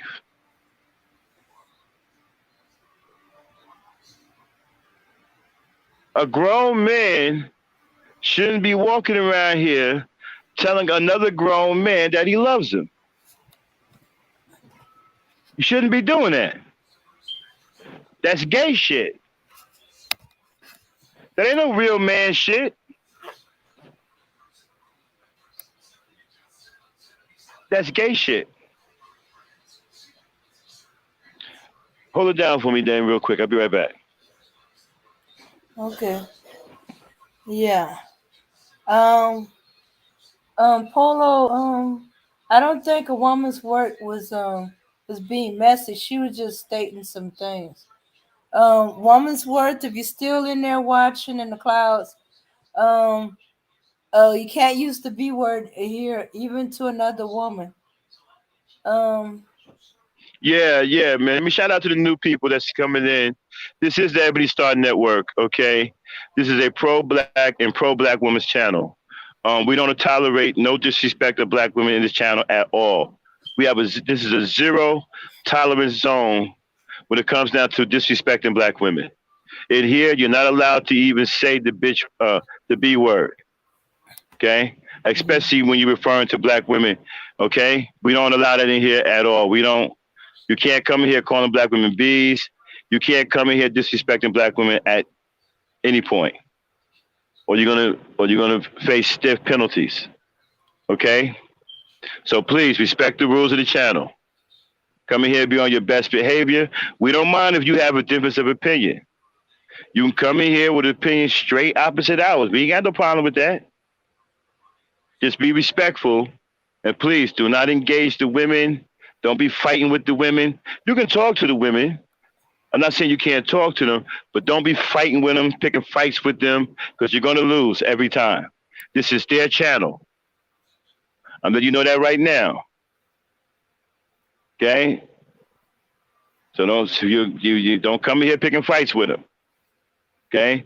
You got no win there. All right? I don't even care if they started it. All right? Leave them alone. mm-hmm. Okay? So please respect the rules. Okay? No disrespecting black women. Please don't pick any fights with black women. And enjoy the channel. Mm-hmm. I'll be right back. Yeah. Polo, I don't think she was. As I said, I don't think a woman's worth was talking about another woman. Nah, Polo was cool. Polo was cool. He understands the rules. Yeah, he just saw the word and just reacted. Right, and he should have. And shout out to Polo Sports for keeping the rules of the channel. He didn't do nothing wrong. Yeah. You know, he didn't do nothing wrong. Yeah. He knows that we don't allow that word in here. Yeah. Shout out to Polo Sports. Yeah. Yeah. Yeah. Yeah. I knew he had something big to say. I'm sorry, I was holding him up. But yeah. So yeah, when that void happened, um, these no good Nagas came into the community and had bad elements, and it wasn't enough strong men in the community because to handle it all. Polo, don't worry about it. You're good, bro. You're good. You're good. Hmm. Yeah, thanks Polo for keeping an eye out. All right, so yeah, that's what happened. Women and children became vulnerable, especially the girls. The protection wasn't there anymore, so the girls had to group together, depend on themselves. So it kind of hardened them, you know. Boys could do so much, but there was no men there to teach them, and and with the bad elements coming in, more the police come in to deal with the bad elements. So now police had a reason to go in shooting black men and boys more than ever.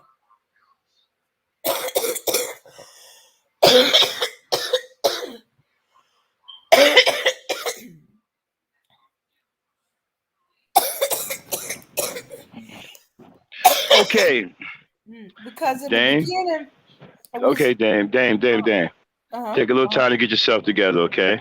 Okay. Hmm. Yeah, man, Dame is under the weather, but she's getting better. We're getting better. Okay, we're about to go to a video that's probably going to piss some of y'all off, okay? But we've been meaning to critique this video. We ain't going to do the whole video. We're probably going to do about 20 minutes of it, maybe 30, depending on how we feel or how much we can stand. So I'm giving you guys a disclaimer right now. You're probably not going to like what you hear. But we have to have videos like this so we can expose what's going on in the manosphere. So you can see what type of creeps and perverts that are in the manosphere and involved in this whole faction thing. Okay? So when Dan comes back, we're going to have her cue up the Bernard Riley video.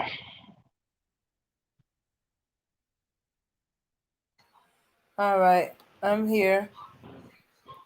But before we cue up the Bernard Raleigh video, let's cover our bases. This channel may contain content not authorized for its use by its owner. However, according to Section Um, 107, yes. I'm not sure what Yvette is. Um, I don't think Yvette got it when I compared uh, Kevin Samuels to Iceberg Slim. I think she missed it. All right, we get it. Mm-hmm. Yeah. Okay. Max was talking about the gayness event, not the pimp thing. But he is pimping. He's pimping women out to make his money. Yeah, he's pimping both sides, Mm-hmm. women and men. Mm-hmm. Yeah, he's a modern day Iceberg Slim. Yvette. Yeah. Mm-hmm. So yeah, he's pimping women out to men to see him tearing into black women and putting them in their place and telling them the so-called truth. And he's pimping the high value man to black women, saying that this is To the these type of broken, man. Mm-hmm. right? Mm-hmm. And he's a savior to these broken black males. You know, they see him something like a godfather. All right, but go ahead, Dave. Do the FBI thing. Yeah, it's a coincidence they call him Uncle Kev. All right, Yeah. fair use, everyone. Okay, let's go over this fair use to cover our behinds. All right. This channel may contain content not authorized for use by its owner.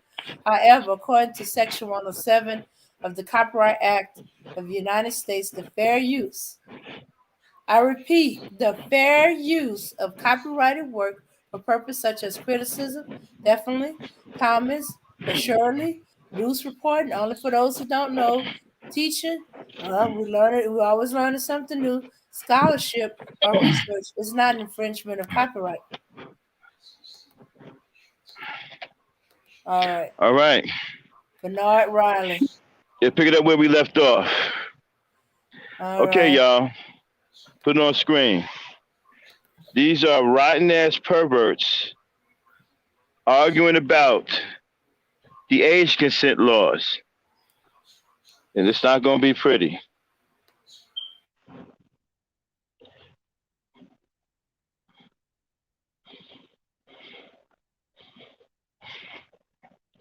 Play it. Who's 18 and licensed in the car for you to be able to drive it alone. But I've never heard of 16 and you just having a license and needing somebody. No, once you're 16 and you're licensed, not a permit, but licensed, you're good to go. But what you're talking about sounds like the 15-year-old permit thing. But the reason I just say 16 No, because is I'm saying in a lot of states. Well, maybe again, I don't know how many states it's like this, but I know, like for example, in Massachusetts, 16-year-olds never get a full blown license until you're 18. You actually don't. You get like you get a license, but you can't drive within certain hours, etc. Like they limit it. they have restrictions. Okay, so I don't know anything about that because I don't that again those laws it's arbitrary, so those laws don't apply to the state that I'm in. So I don't know anything about that. But to me, 16 is more than old enough. We're not talking about somebody. I think when people hear this, they're thinking about the R word. That's not what's happening. It's something consensual that two people are making a choice to do. And the whole predator comment, this again undermines the family unit. What did the guy say? If you have a strong family unit, it's less likely to happen. People want the government to replace what the family structure is supposed to do. And it doesn't work that way. So the weaker your family unit is, the more vulnerable you are. That's just the reality of life. The weaker your family unit, the government can't wave a magic wand and say, okay, nothing bad can happen to you because you don't want to have a strong family unit and we're going to protect everything else. No, the government should protect from certain things like the R word and, violence and stuff like that. But it's up to you to instill in your Stop, Dan. children, the family unit. Hey, I don't want you, if this man is this old, you shouldn't even be talking to him, blah, blah, blah. That's a personal thing. The law shouldn't even have anything to do with that, in my opinion. Dang, stop it. Troll alert, truth. Truth, you got some work to do. Troll alert.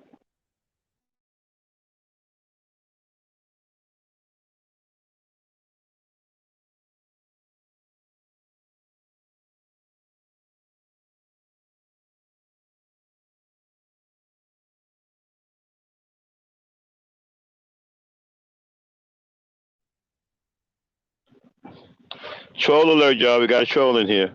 Play it, Dan. Truth. We 16. got a troll. I'm saying in a lot of states. Well, maybe again, I don't know how many states it's like this, but I know, like for example, in Massachusetts, 16-year-olds never get a full blown license until you're 18. You actually don't. You get like you get a license, but you can't drive within certain hours, etc. Like they limit it. They have restrictions. Okay, so I don't know anything about that because I don't that again those laws it's arbitrary, so those laws don't apply to the state that I'm in. So I don't know anything about that. But to me, 16 is more than old enough. We're not talking about somebody. I think when people hear this, they're thinking about the R word. That's not what's happening. It's something consensual that two people are making a choice to do. And the whole predator comment, this again undermines the family unit. What did the guy say? If you have a strong family unit, it's less likely to happen. People want the government to replace what the family structure is supposed to do. And it doesn't work that way. So the weaker your family unit is, the more vulnerable you are. That's just the reality of life. The weaker your family unit, the government can't wave a magic wand and say, okay, nothing bad can happen to you because you don't want to have a strong family unit and we're going to protect everything else.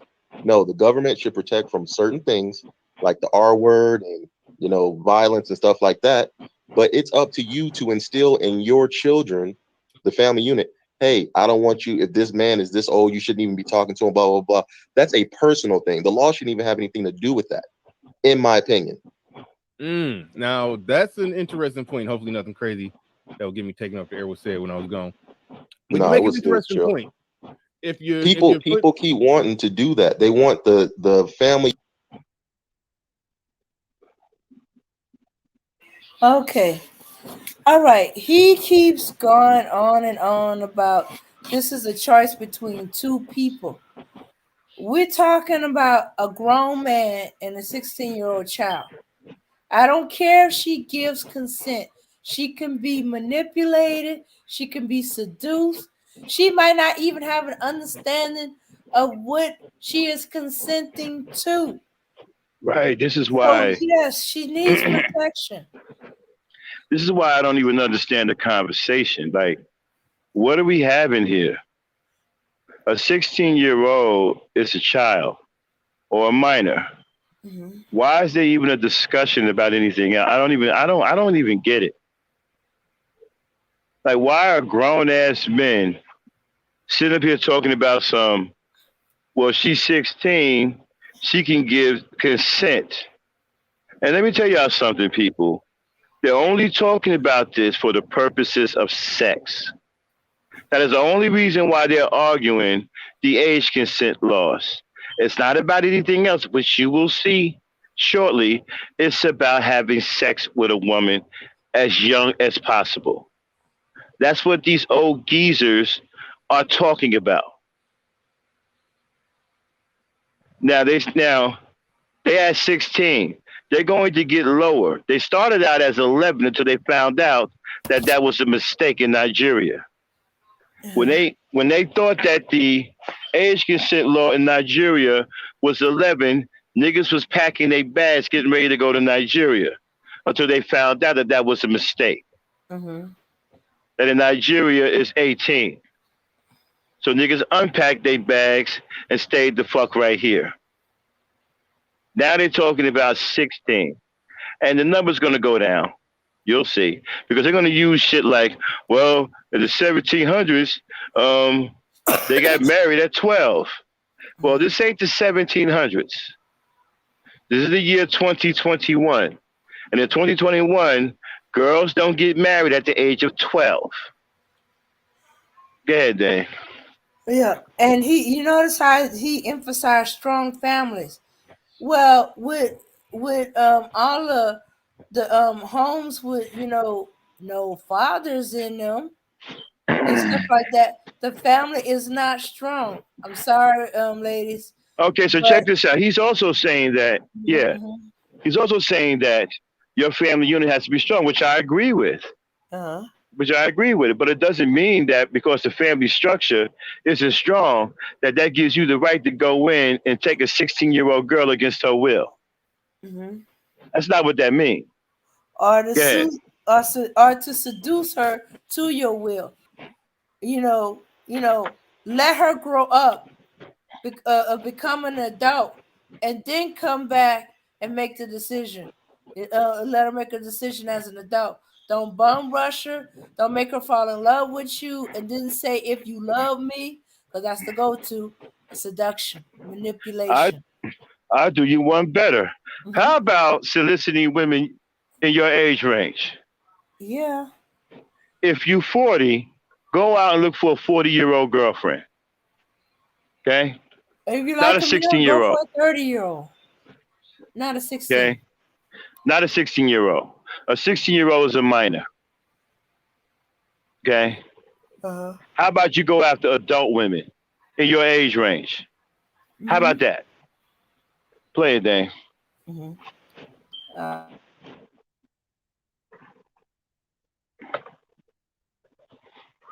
Unit to be reduced to nothing so much that the government can account for every little thing that can happen. It doesn't work that way. And it was never meant to work that way.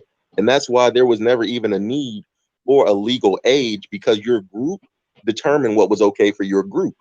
So if you had the Bernard clan and you said, okay, when she's 15, she's good to go, but we're going to vet a man that's going to marry her, then she was good to go. Somebody else said another age, but it was what was good for your group. Go ahead, Bernard. Yeah, essentially what you're saying is when the family unit is intact, the family is determining what age is the right age, and they may marry that daughter. Okay, what this pervert is saying is that basically, back in the day, the age consent was whatever the family wanted to be. So if the age, so if the head of the family said, "Well, she's 13 and she can be married," then that was the age consent right there. These bozos actually think that we're going to go back to a time to where the family consented. I mean, to where the family decided to make the age consent, right? Well, that's the reason why we have laws now. That didn't work. That's why that shit no longer happens. That's why we have a law that covers the entire United States, right?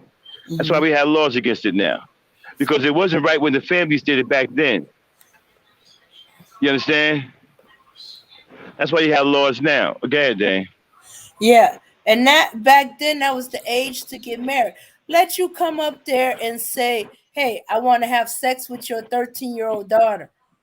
That's a whole nother conversation, and you will be under the ground. Right.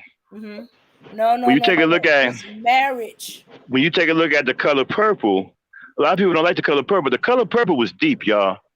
Go back and look at it again. When you look at when Danny Glover went to that house, right?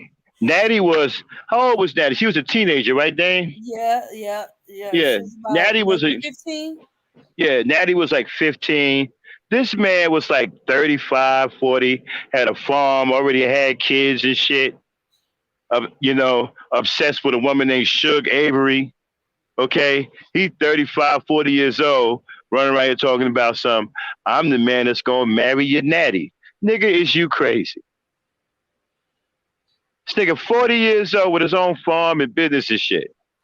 I'm the one that's gonna marry your natty. Natty 15 years old. A lot of that shit went on back then. A lot of it. This is why I say, right? Those years when black people had the highest marriage rate in the 80%, it wasn't because the men were loving the women. It was because the black woman had no rights and she couldn't get out of horrible marriages. The black woman was in some of the most horrible marriages known to man. Marriages where her husband constantly molested her daughters and slept with white women. And she couldn't get out of the marriage. She had no skills. She couldn't get a job. She had no rights. So in many cases, she stayed and died a miserable death, not being able to protect her children from a molesting husband.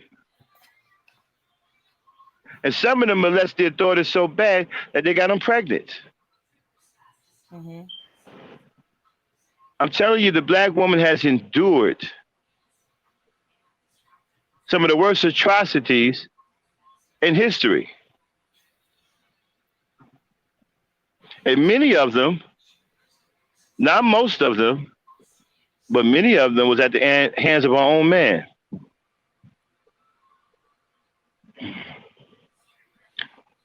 But we're not supposed to talk about that, right? Because we're going to get into this whole thing, well, every race of men harm their women. Y'all hear that shit? Look, this nigga said every race of men harm their women. Let me say that one more time. The nigga said every race of men harm their women. So that's just propaganda. How cold-blooded is it to excuse all of the atrocities on black women and children by black men just by simply saying all races of men harm their women? So I guess that makes it okay, right? You know what? All races of men harm their women. That don't mean nothing. Then when your daughter gets raped, all races of men harm their women. I'm not going to do nothing to this black man who raped my daughter. Because all races of men harm their women. I'm not going to do nothing to this black man who raped my sister. Because all races of men harm their women.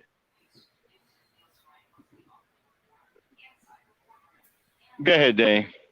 Oh yeah, and Polo Seeley was the second choice. Danny Glover's character actually went What did after Polo her say? little sister Nettie. What did he say? I didn't see the chat. What did he say?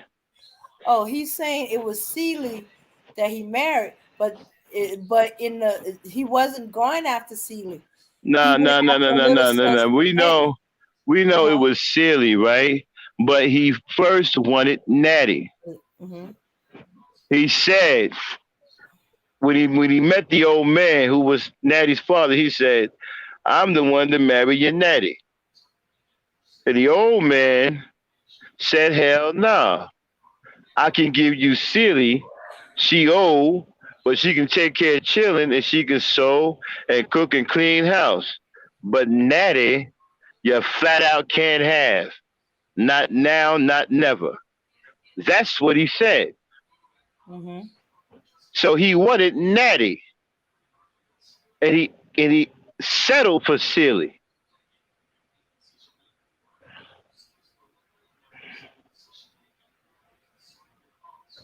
What else going on in the chat? Joe W came in and said hi. Shout Verbal out to Joe Assassin Dub. What's said, up, Joe? yeah, Verbal Assassin come in and she said, "Tell it, Max. These food glorify that time, but it was a living Uh huh. hell for the majority of black women." Shout out to the Verbal Assassin. What's up, sweetheart? And no, Verbal. Um uh Red Pill. What's his name? Red Supreme does Yeah. not have a permanent wrench on this channel. That was just temporary to protect him, so he can come up and debate me because they were smoking him in the chat. So I had to protect him temporarily to get him on the panel. But no, he does not have. I would never give a punk like that a wrench on this channel, a permanent wrench on this channel. No, absolutely not. Okay, go ahead, Dave. Okay, my bad, Polo. I thought you was you misunderstood. All right. Okay. Oh, I forgot my train. I thought there was something else I wanted to say about that. Oh well, it'll come to me another time. Right, and so again, that 80% marriage, and y'all need to go back and research that 80% marriage. That's not what you think it is. Mm-hmm. A lot of black women could not get out of those marriages. They were in some horrible marriages. Many Mm-hmm. of them were beaten to death in those marriages because the husband was so goddamn brutal. He was raping his own daughters. A lot of niggas back then in those days was foul as fuck.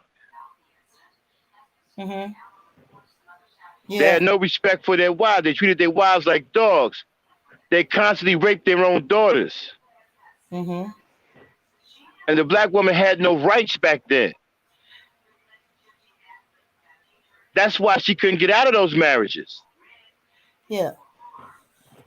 And That's why the marriage rate was so fucking high. mm-hmm. If the black woman had rights back then, the marriage rate would have been like 20%.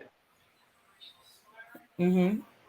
And that's why you saw the plunge during the baby boomers That's because right. they grew up seeing this. Their That's mothers right. encouraged them to get an education so they That's don't right. depend on a man for survival. When they marry a man, it wasn't for survival. It was And because that they was, loved and the man loved them. and then where all this was taking place, that was a silent generation, right? Yeah, that's the silent That's why they generation. call it a silent generation. Because this was Because the during women, hold on, because the women had no voices. They couldn't speak. They had no rights. So the boomers, who were young children during the silent generation, saw these horrific things happen to their mother. And so when they had a chance, when civil rights came and they backed civil rights, when they got rights and they were able to go to school and get educated, they did it. And that's when the marriage rate dropped big time, which it would have dropped in the silent generation had black women had rights. Mm-hmm. So all that bullshit about, well, black people was married 80% one time. No. The black woman was held against her will.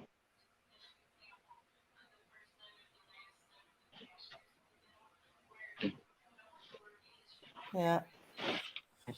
And also during that time was the depression going on too. So yeah, it was really about survival. You know, if men were the only ones working, there was no job opportunities, or they were just as risky working for the white people where you get raped by the white man. You know, I'm gonna go on record and say that I'm taking a guess here. I don't have the data to back it up. I'm gonna take a strong guess. But I'm willing to believe that the black woman has been raped more than any woman in this country.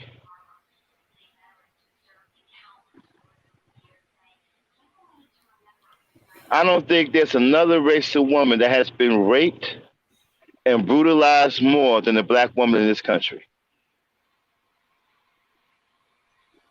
The black woman has endured unbelievable hardship and tragedy. And somehow she's still persevering. And you got sorry ass, weak in the knee, Rudy Poo niggas sitting up there talking about she losing.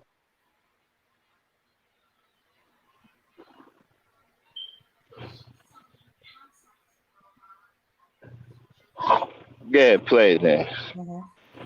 All right.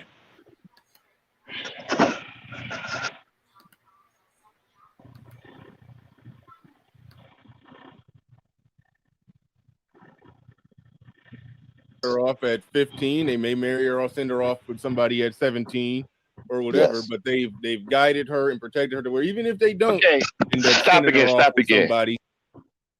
Understand something, right? We don't have a pot to piss in or a window to throw it out. We haven't built any infrastructure for our people. The modern day black man doesn't produce a goddamn thing. He can barely keep a fucking job. The white man controls his financial destiny. And you got niggas who got the nerve to sit up on a fucking panel and talk about age consent laws for the purposes of fucking sex, for the purposes of having sex with a woman or a girl as young as possible. And you wonder why we can't advance as a people. Listen to what these motherfuckers are talking about. Yeah. They still had her, intact and pretty much on lockdown, right. Protected. I use the word protected. They had her very well protected until, she got to that point to where she 18, 19, 20. Okay, now you at a point where you're making your own decisions, or we got you paired off before that. But either way it goes, so that is true. So I think tinkering around with the age does make it to the point to where, the government is doing what the government try to do in this country a lot, and that's essentially undermine the family. Essentially be a part of the family. The family, the head decision maker in the family. No, they're just undermining the family. They're not a part of it. They're just undermining it. Wait, okay, so you don't have a family structure. I have a question. Are you saying there should be? I just want to make sure I understand. Are you saying there should be no age of consent laws? Period. Is that your stance? Uh-oh. I didn't hear that. In my opinion, because I'm less government, period, whatever. In my opinion, I would say completely none. But that doesn't also mean. Okay, so you got a black man on a panel filled with wimps saying that there should be no age consent laws.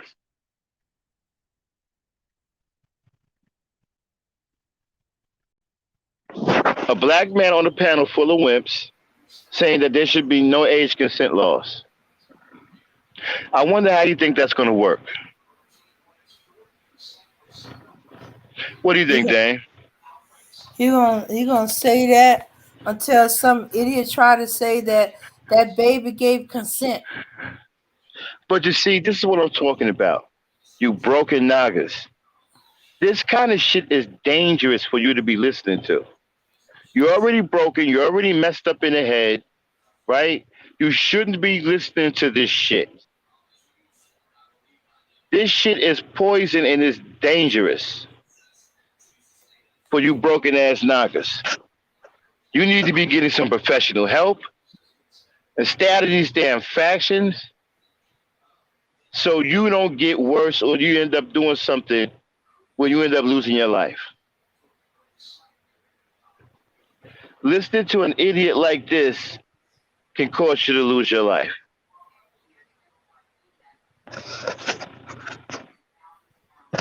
Play it, Dan.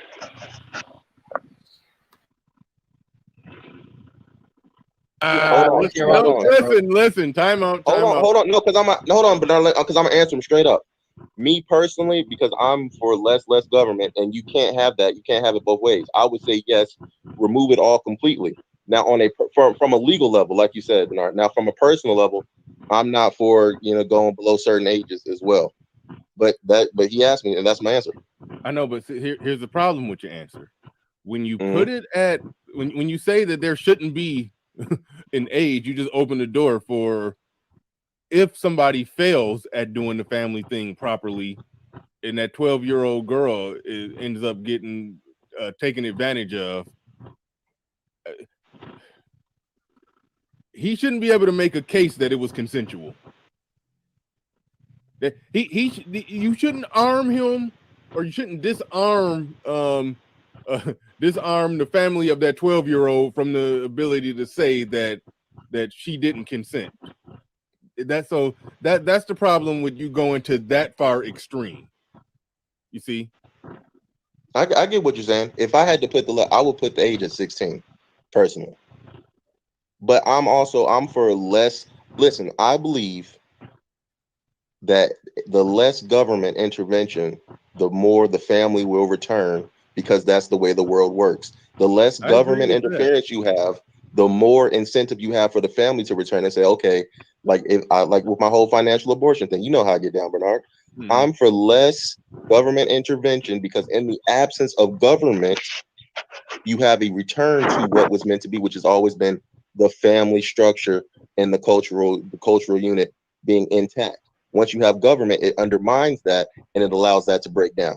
And unfortunately, in the reality that we live in, there's pros and cons to everything. Okay. The reason why government got involved is because the families were not staying intact. Men were walking away, and not taking care of their families. That's how some of these programs got started in the first place. You had a bunch of young women and girls dying because they were given birth before their body was finishing developing, and they and the child, or they or the child, died. And you have a bunch of women going through postpartum depression later in life, are going crazy from it. Oh my goodness. Oh, but less government. Government stepped in because there was not enough people doing in the family, and people were taking advantage of it.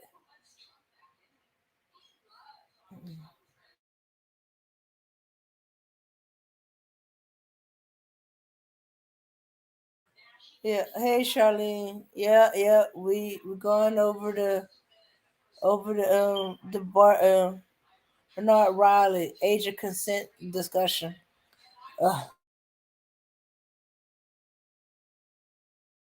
That's just what it is.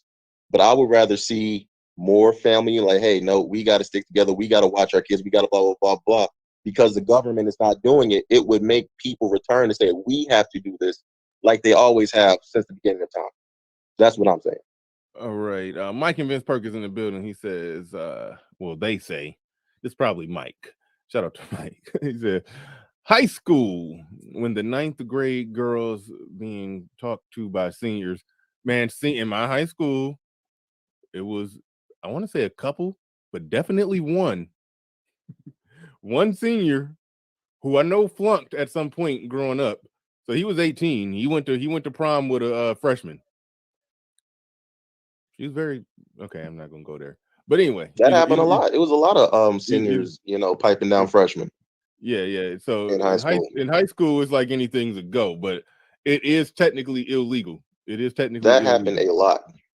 Yeah, and they got a baby and everything. That's she's Dave, drop the essentially link. the age. Let's see. I graduated, so I guess. Oh, okay. Thanks, Sydney Clark for the cash app. Okay, here we go with the link. Yvette, this is Bernard Riley. This is one of their newest super coons in the manosphere. Okay, there's the link. Play it. All right. Oh, but I don't know what high school you was going to, but seniors were not going out with freshmen. Usually the father step in and said, no, not with my daughter. Or if they do, there's a lot of chaperones there to make sure that senior does not walk off and D down the freshman. I don't understand. How the hell are you 30, 35, 40 having this discussion? Y'all should be having a discussion about raising the consent law. I mean, what the hell are you doing? Like, yeah, okay, you 35, you 40 years old, talking about having sex with a 16-year-old, or even lower than that. I don't understand, man. These guys don't understand cause and effect. They don't understand that concept. Like the brother Red Supreme didn't understand. They keep talking about black women this and black women that, but there's a cause and effect. I mean, the very thing that I say that black women can do no wrong until black white. The very thing I say that black women can do no wrong because black men can do no right. That's a cause and effect thing. Cause and effect.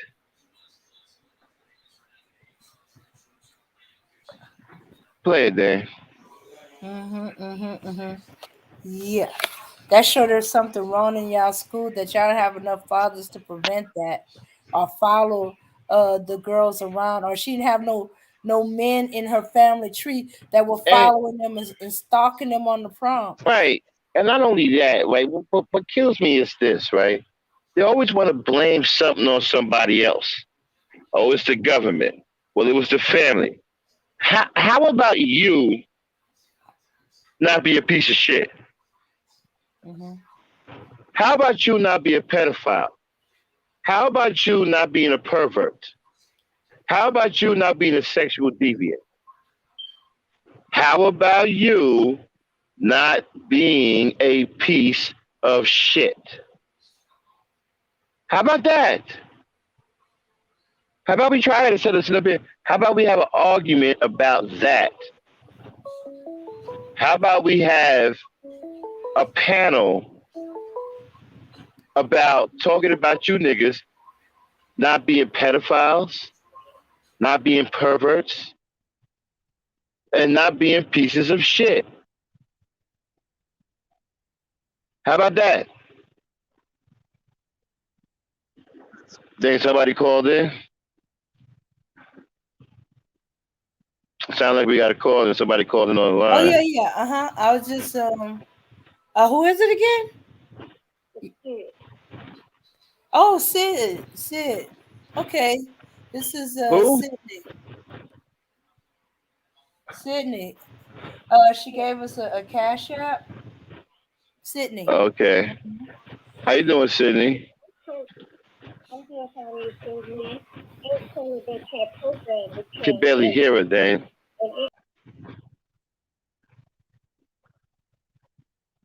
We got to get that volume turned up somehow.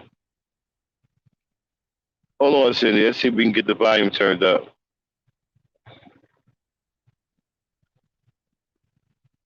These phone lines are fucked up, man. We've been having problems ever since we got to get a better one.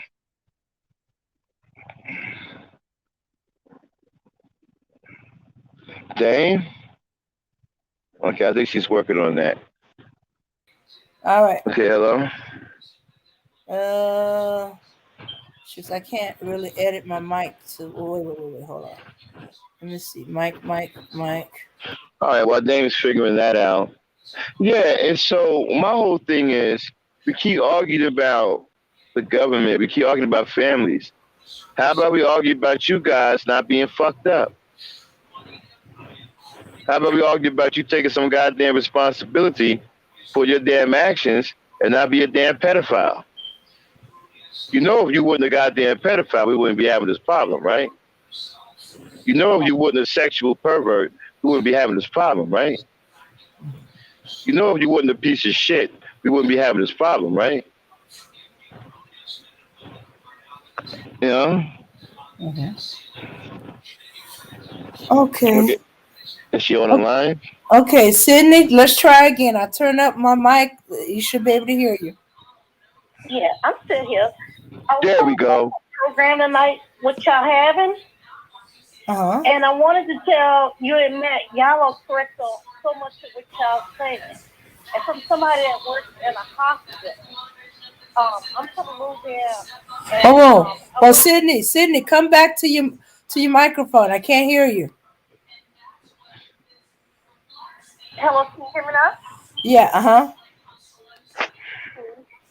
Say that y'all are spot on what y'all saying. Matt and I he's about like 2 years older than me.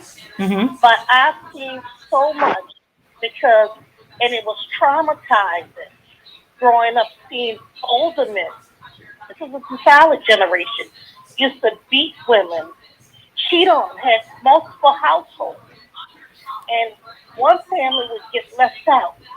And the children that get left out are preyed on by other people.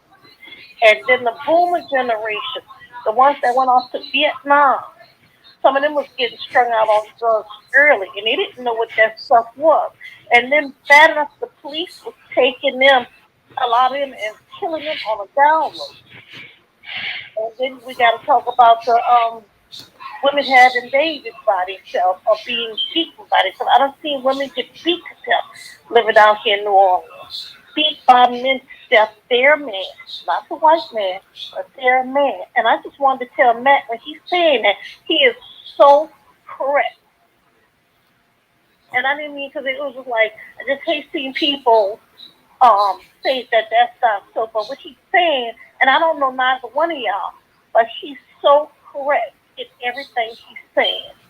So that's all I wanted to call and keep on doing what y'all doing because I can't subscribe to Patreon. I don't know why, but keep doing it, keep telling the truth on what really happened because they need to know if the man stayed in the house, the government could have rolled on in the house.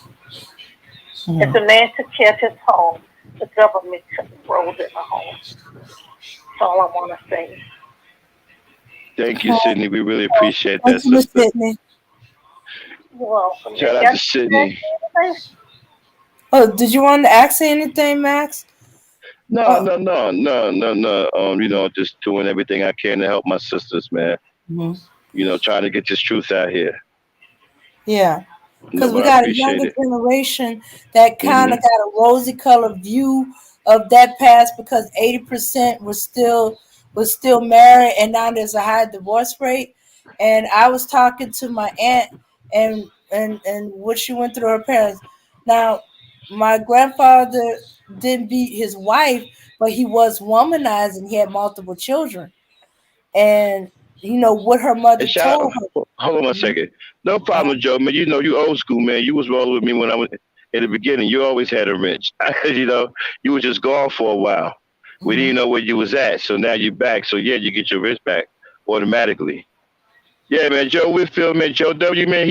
He was rolling with us in the beginning, man. We first booted up the channel. Yeah, man. Joe was one of the originals, man, rolling with us and shit.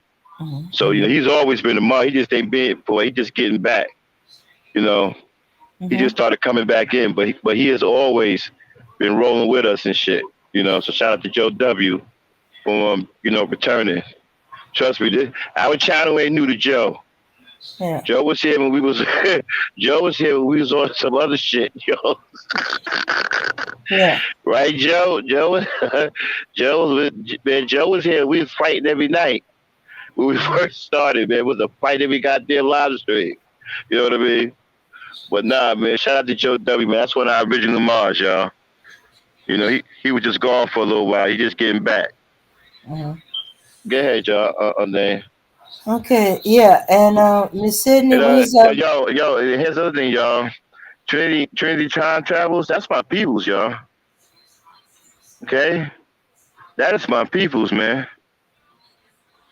I'll tell y'all a story about Trinity one day, man, and how this channel got started. But know one thing, that's my peoples right there. Okay, that's why she come up here and get fly as fuck. I won't say nothing. She can come up here howling and screaming. You won't hear me say a word. There's a reason for that. Because this channel is as much as hers as it is mine. I'll tell y'all the story behind that, though. You know what I'm saying? But that's my peoples right there, y'all. Mm-hmm. Go ahead. Yeah. Yeah. You So. know something, Miss Frankie? Mm-hmm. The war crime, like I'll Mr. be right Matt back, Dane. said, Uh-huh. it took a lot of young black men out, and that was intentionally did. It Yeah. was intentionally to take out a generation, to leave the following generation without the knowledge of being a man, without the work ethic of being a man, without the ethics of knowing how a man is supposed to love a woman. Because by Gen X, the relationship between man and woman started changing, like more on a positive. I just from me fault, dating and falling in love and marriage and stuff. But with the father being locked up, killed by the police, killed by each other, over like on crack or whatever, it took a whole generation of men out. Yeah. It took a whole like almost 20 years or 15 years of eligible young men. And Mm-hmm. it's not that we black women are irritated, like a lot of them say we the cause of everything. We're doing the best we can to hold what little family that we have Mm-hmm. left. We try to hold, but when you get children, I'm looking at my child. So when all the young men hit on our young women, it makes them want to run to the arms of another man. And this is something that I have to hear from my little niece and my daughter. Black men don't want to, maybe I should go to another man. It shouldn't be that. Maybe he needs to, black young men need to sit down and take the time to want to understand what happened. What about talking to people instead of just attacking? Mm-hmm. So, like I said, this is it. Y'all doing a good job. Keep on doing what you're doing. Mm-hmm. And I'm going to keep doing what I'm doing on my end. And Okay. y'all have a lovely night. Okay. Bye bye, Miss Frankie. Okay. Oh, one more thing before you go. These young men said that not enough of us oldest women are being honest with the younger women, or telling them the truth, or calling them out when they wrong, and we have that that they should not be calling out on these women. They should let the women talk to the women, but they say we're not doing that. Do you think that Yes, these young men are correct? yes, I think the women should talk to the women. Mm-hmm. I really do. I think the women need to sit down and explain from there. And first of all, they do things good. But first of all, we got to go back to the basics. Women got to start teaching women. I don't care if they're 20, 21, 22.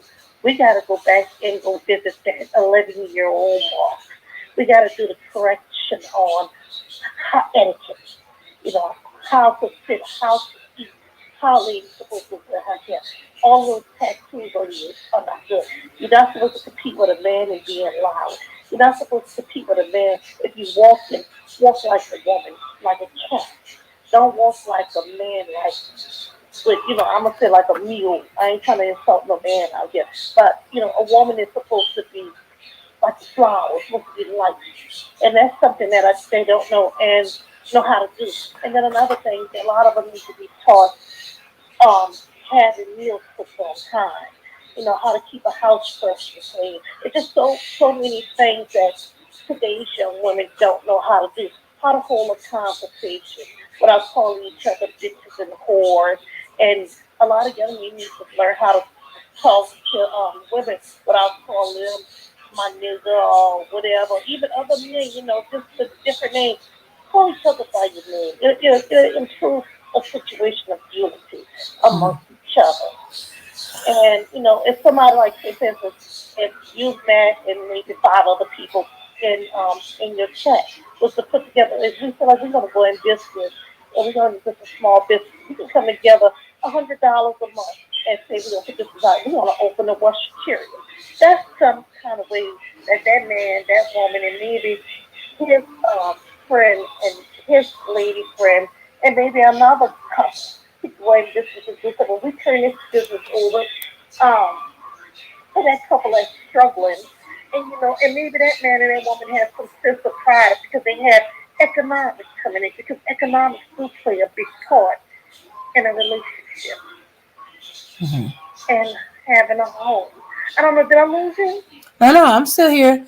But my theory is the reason that a lot of young women don't do that nowadays because the men are not staying with the mothers, or they not being there to help take care of the kids, or if for no other reason financial. The mother has to go out and work more, and she's not as home or as there, or when she's there she's so tired that she can't give all the attention that she would normally need to teach her daughter these things. So we got generations of girls that are just as unlearned as the about the ways of being a woman as the men are about the ways of being a man. I mean, that's where community comes in. Like, I have little girls across the street from me, and I have a garden boy. And sometimes I take them in the house, and I'll explain to them. I'll show up my picture of me back in the 80s, and I'll say, look, this is me at my prime. When I was going to the club and stuff, I said, but I wasn't going to let you see nothing that you weren't my husband. You weren't nothing to me. You weren't, and it's just, I was taught, and my aunt taught me, my cousins taught me, my mother taught me, you got to be a community teaching. I'm gonna pull you aside. I want to see, what is your expectations when you go out of college? You say you want to take a trade. Well, I'm gonna find you a trade school that'll pay you for taking a trade. So you want to be a CNA? Let's find a school, a teaching hospital, a teaching home that'll pay you to learn a trade while you're in there learning how to take care of patients. Because they are that, but a lot of our generation, some of them, they don't see anything. And a lot of young girls need to be taught. They need to be taught. We really must reach back, each one teach Okay. But a lot of the younger men, those that's, I guess you could say they between 30 and 40, they're saying that there is no community anymore. They saying that there is no black community, that it's just a bunch of individuals now. There's no sense of unity. one. My advice would be make a friend with a neighbor. Hmm. Make a friend with a neighbor and start growing the community. It's just like if you grow a community of plants or ant communities. They get to know each other and they keep building that community. You start having functions. You remember like we was coming up, they would have, if somebody died, you went there, you brought cakes and pies. If they was going to have a block party, everybody, you got to know that was your neighbor, that was your neighbor. And, slowly you start boycotting all these foreign stores. You want this element out of your community, take it back. Hmm.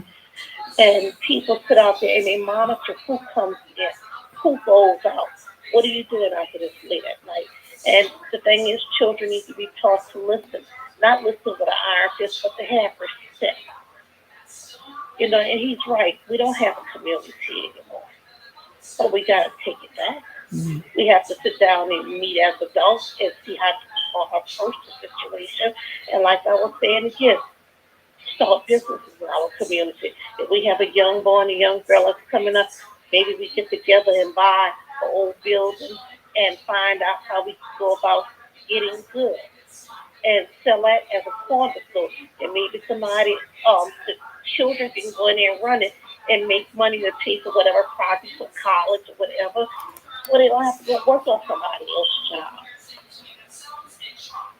But we gotta take the time and want to build our communities back and take it back and get the Pookies and Ray Rays and do nothing out, get small black things and then they take a chance on us and we put our money into that thing and, start taking over majority where we can get tax. How can I say this? Like the Native Americans, they don't pay tax. We don't need to pay no taxes on our land. So, that might sound crazy, but we have to grow a community, have a say in our community as a collective. But we all got to be like-minded. And you need to be around people that's going to share the same mindset issue. If they don't share the same mindset issue, it's no good having them in the mix of something so serious because they will tear you down. That's right.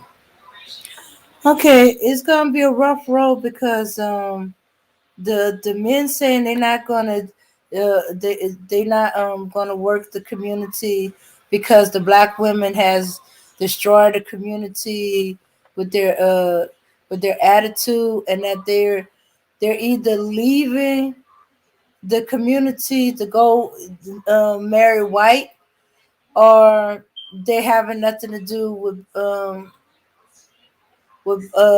black women. I don't know how they I think they're a little mixed up.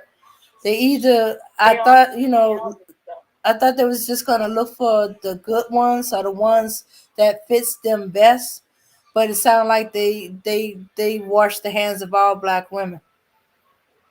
All black women didn't do them or hurt them. Mm-hmm.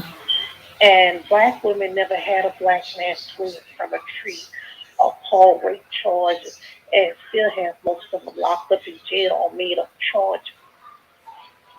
Black women didn't do that. Mostly when black women, and I'm going to speak for my family, but sometimes when it came out to get land, it was a black woman that had to go get land from that white man because that white man would not get that black woman.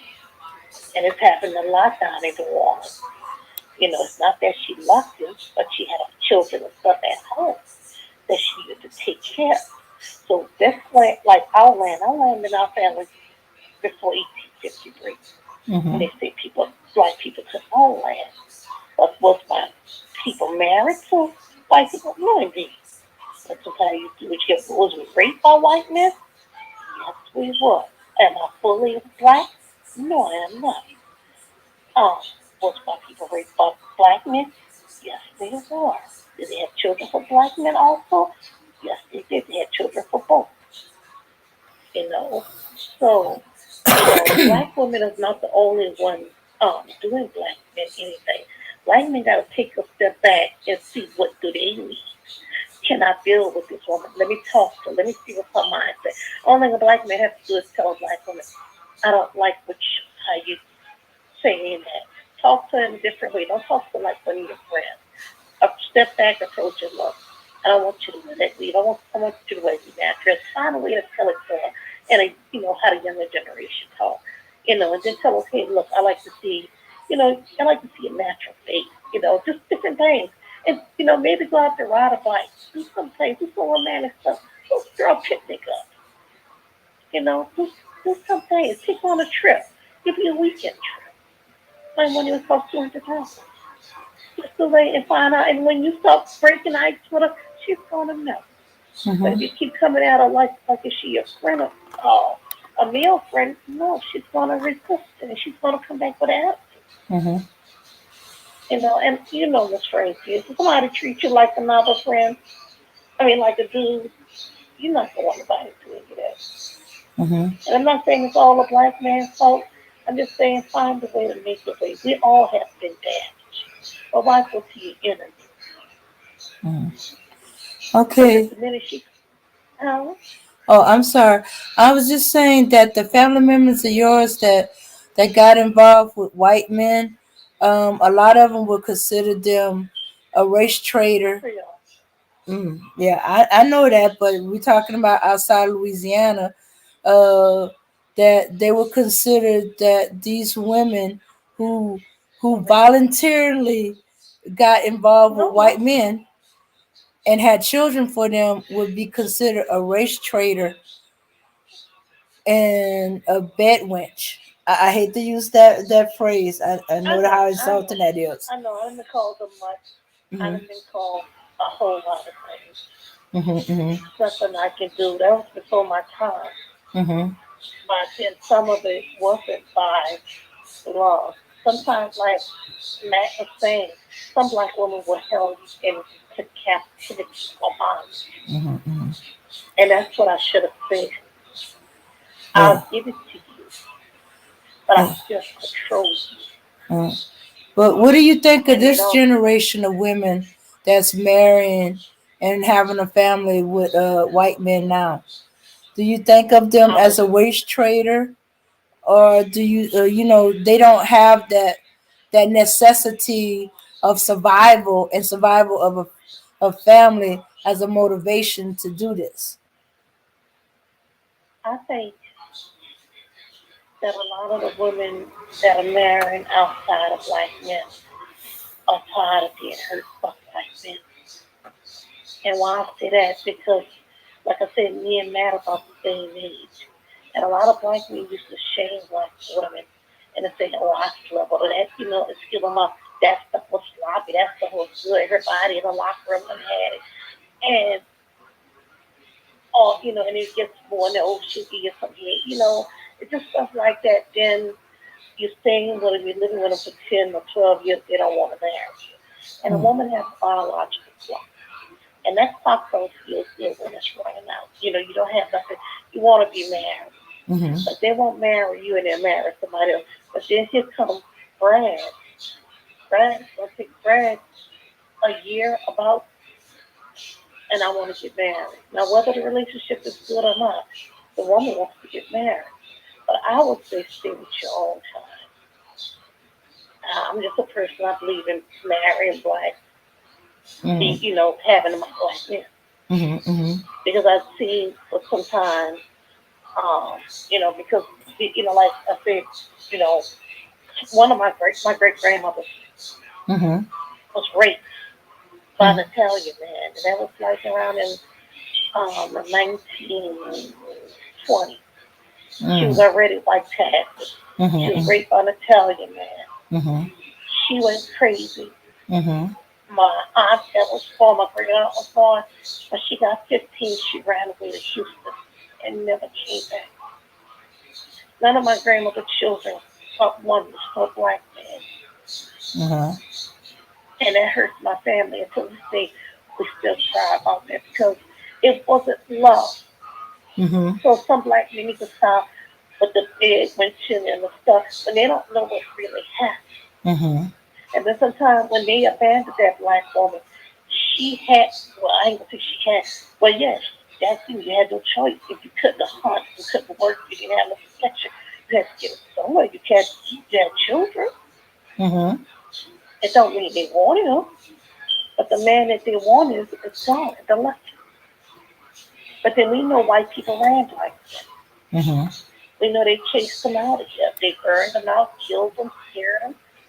And I can't blame them for running or being afraid. But what I fault you for is not being a man to your family. Take them with you. Don't leave them. Mm-hmm. They're going to suffer too.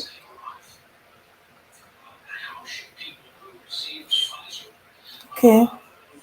Thank you, Miss Sydney. You're Thank you for welcome, Miss coming Frankie. on. Thank you for the generous cash app, and thank you for the questions of the You're welcome. history and how things are, and to get a view of things from an elder of what's going on presently. Because sometimes Yeah, I but feel like we're repeating the mistakes of the past. We started we are. improving on the mistakes, and with that, the crack epidemic, the the the wars, and then all the strong men being yanked out of the community, we reverted right back into the past and we're back at where black men are taking things out on black women. Right now, they just doing it verbally. Where there are some that are actually killing, beating, and the women and the children and stuff like that. But there are a bunch of them that's just leaving the family, and the mothers are either struggling to take care of the kids, or they fighting with the man to get some kind of support for the children, and that's put us as loggerhead, you know. Except this time, we're so busy in this vicious loop that we can't even come together temporarily to raise the children. Yeah, the parents don't have to always be in the home and agree, but should it is require two parents to raise the children and give them all they need, because then they missing a piece of themselves, you know. That is correct. And one way we can do it, Miss Frankie, is by coming together. Like I was saying earlier, no more than 10 people. Make friends, make neighbors. Start sitting out hatching ideas. Start throwing a plan. And, as a man, there's, because a lot of this is economics. And I say economics because a lot of our men can't get the jobs that pay the money they need to take care of their family. But yet you got illegal aliens coming over here that can get construction jobs that's paying very well. You got our politicians that are paying on us, that are leaving us out here. The civil rights and affirmative action was for black people. They done gave us even the LGBT to the white woman, to the midget, and now we got our own black LGBT fighting against them. When if we say black, black is for everybody. It's just not for black women. Yeah. But black women do need black men, and black men need black women because together we are strong. No white woman ain't gonna never understand what a black man is going through from birth to what he needs. No white man is never gonna understand what a black woman is going through from birth to she needs. Like I said, I'm from New Orleans. I got family members of different races, but Miss Sydney, you just opened a whole bunch of questions I forgot I wanted to ask. Wait a minute. Miss Sydney, what do you know of black women joining the feminist movement? I don't remember black women joining the feminist movement. I heard about Angela Davis and stuff like that, but as a whole, we didn't. Yeah, we wanted equal work for equal pay for equal work, but we weren't part of the feminists, as far as I know. No, we weren't part of the feminists. I don't remember that, and I'm down in the city with it. I don't remember that. I remember. I know if a black woman told the general public something, okay, she might say that to the general public, but did she mean that when she went home? No. It was her and her man. And they was going to make love, have children. They was going to church. They was going shopping. They was doing everything that a regular family would do, and they would laugh about it. But I don't remember black women being feminist. Because every woman in my family had a husband. They had, till he died. They was raising their children to love God, to respect each other, to watch out for the neighbors, to always travel in packs. When they going to the store anywhere. I don't remember feminist movement. Me I don't neither. know what happened in other areas. I know down here they didn't. Yeah. And I know New Orleans is not one of the biggest states like New York or Los Angeles or something like that. But I know it's big enough so I didn't see any feminists. Yeah. And if they were feminists, they were probably indoor houses. Yeah. And what about these black men who are gone with white women who claim that these white women was just as oppressed as us black women, that the white man was oppressing them too? That white man ain't never oppressed his trophy. Do you ever see a trophy get oppressed? She's his trophy. He kills for that white woman. That white woman screaming, she's going to come and see what she's screaming about. She was never oppressed. She raised him. She raised him from birth to think how he's like. This I see. She teaches him from when he's a child. She shapes his ideas as a small child. She shapes him. to be a teenager or getting out of her house. And even out of her house, she still put her input in it. So she was never oppressed. She was very privileged and protected. It's the black woman that's not protected and doesn't have privilege. Yeah. So we have every. So the feminist, Oh no, go ahead. I didn't mean to interrupt. Go ahead. no, I'm saying for the feminist movement, there was no feminist movement. Right? I don't remember that. I don't remember that. Yeah. I didn't think so. I knew historically that Angela Davis had joined the feminist movement, but as I said, she was like one or two of black women I ever heard of join the feminist movement. Black women as a whole wasn't part of a feminist movement, you know. Because yeah, hmm they were too busy working and trying to get ahead. They didn't have time. They couldn't take off from work.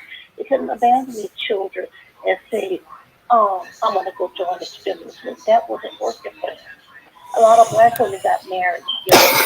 They had shotgun weddings. So they were married young. So, if you're 15, 16, and this woman turned pregnant, you was having a shotgun wedding. You're going to have a feminine movement at. And I wish a lot of black and stuff listen to racist, think tank white men that like to put ideals out there among black people and keep black people fighting instead of going to people in the community. And if they won't, go look at the archives. Go see what happened in 1970 if there was black feminists. They did a good job of keeping records on us.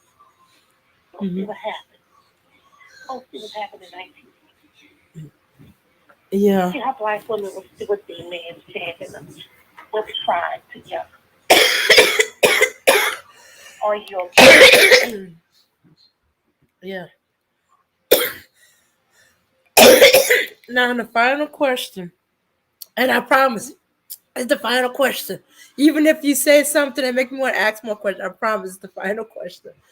Okay. Okay. Oh, okay. Okay. I don't know.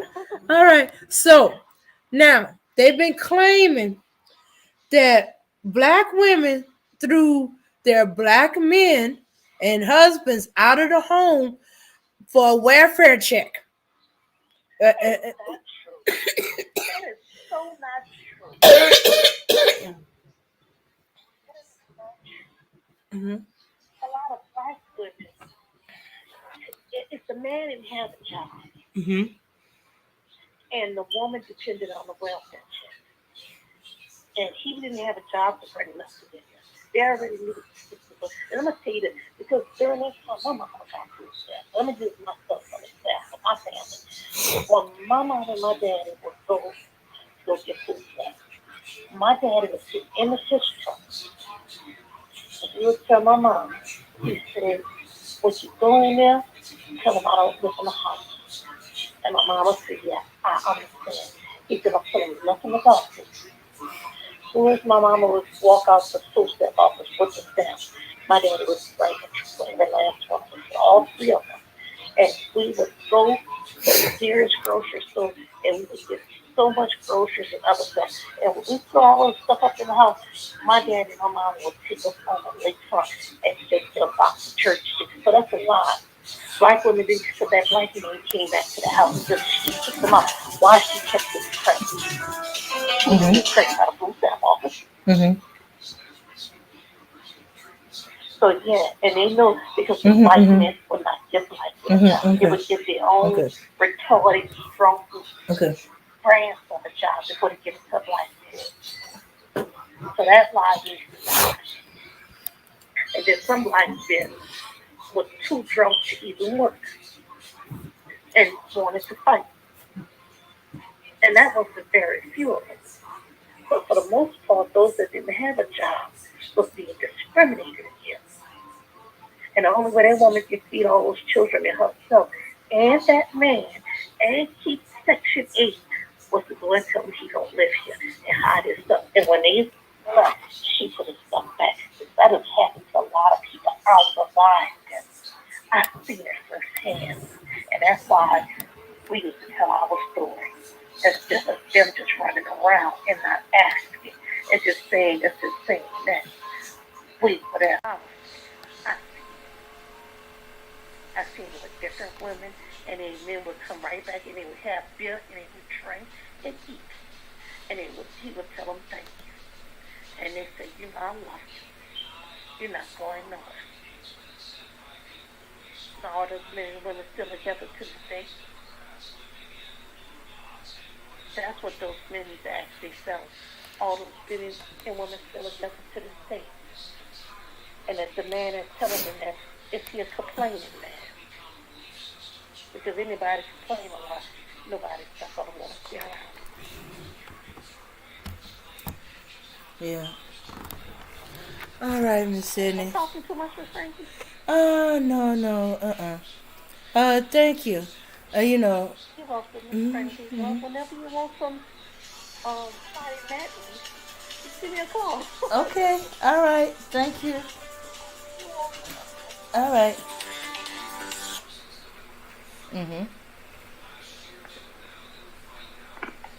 Okay. Okay. Okay. All right. Hold on just a second, y'all.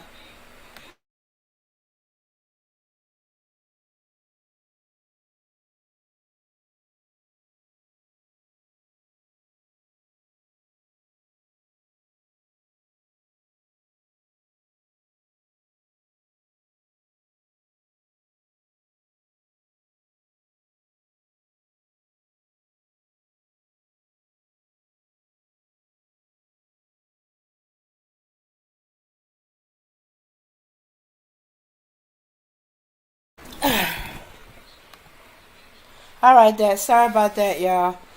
I'm sorry I couldn't hear too clearly. Okay. So, so this is Miss Sydney, one of our elders had come on. Oh, okay, Miss Sydney, you still there? Okay. Well, anyway, yeah. Sorry about the background noise. My aunt had came out and she fell asleep without closing the door back. She's hard of hearing, so her TV's up loud. But it had a lot of factory jobs. There's paper mill. There was 7-Ups. There's different. Yeah, I'm back, y'all. Oh, hey, Max. Okay. You know, one of the things, huh? Oh, go ahead. Somebody said something? That was just me. Yeah, you know, and you know, listen to Sydney, you know, about the silent generation. You know, she's probably from that era. You know, I got to do a show on that, man. When y'all see what happened to these black women, you're gonna think twice about that 80% marriage rate that these guys keep referring to. You're not being told the whole truth about that. And I'm gonna say something else. You know, the black man has turned into an excuse maker. That's all I see in this this group of black men. See, I'm from a different time. We didn't make excuses. My father wouldn't allow excuses being made by any of his sons. And none of the fathers around that era allowed excuses to be made by any of their sons. So we don't know anything about excuses. You guys today, you guys are excuse makers. And you guys are cowardly. You have no courage. You have no integrity. You don't understand sacrifice for the greater good. Now I'm sitting up here, sitting in the chat, watching the chat while this woman is talking. And a conversation is going on in the chat that I thought was extremely disrespectful. I'm not going to name any names right now, but I'm going to say some things, and then I guess you'll know who you are. The audacity to try to divert what happened back in those times in another direction is flat out cowardice. And this is why your women don't respect you, because they don't see you behaving like a man. They don't see you exhibiting courage like a man. They don't see you making a sacrifice like a man. What they see you doing is making excuses like a coward. All I read in there was they did this to us, they did that to us. This is where we got it from. That's irrelevant. The only thing that matters is that it happened. And it happened to our people, and our people did it to our people. And what should happen as black men, as young leaders of your community, to win the affection and the trust of your women? Ownership should be taken. Ownership should be taken. Yes, this happened. Those black men were foul. What they did to them black women back then was wrong.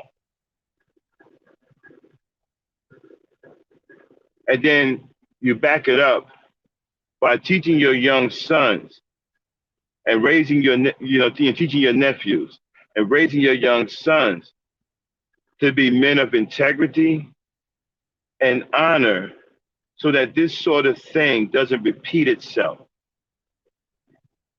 You cannot do anything today about what happened then, but what you can do is make sure it doesn't repeat itself by making excuses for it. It's just allowing it to repeat itself at some point. But teaching against it and instilling a stronger mentality into your young boys is the best way to guard against it ever happening again. By teaching them the values of life, teaching them the value of their life, teaching them the value of life of others, especially a woman's life, by teaching them respect, by teaching them what not to do, by teaching them how to treat ladies, by teaching them that rape is wrong, molestation is wrong, by teaching your boys so that they will develop integrity,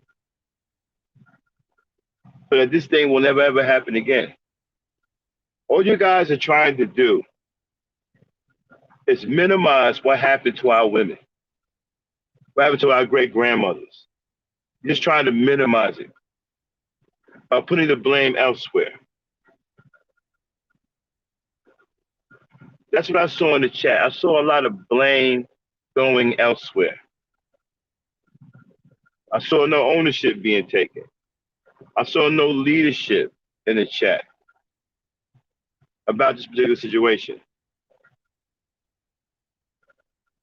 No ownership. And somebody trying to divert the attention off of what happened to those black women back then onto some bullshit about white folks.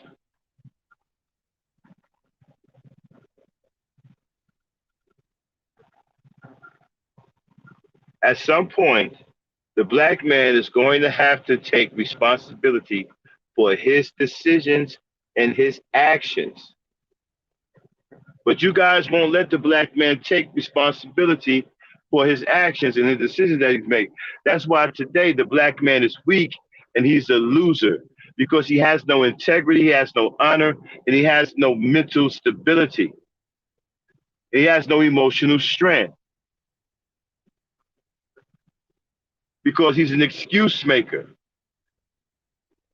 And you guys who keep trying to divert the attention from the truth won't allow the black man to get any stronger by taking responsibility for his decisions and his actions, and being held accountable for his decisions and his actions.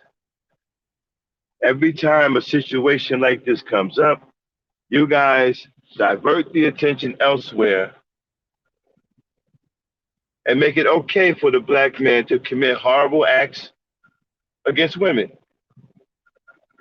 The things that the women of the silent generation went through were despicable. at the hands of black men.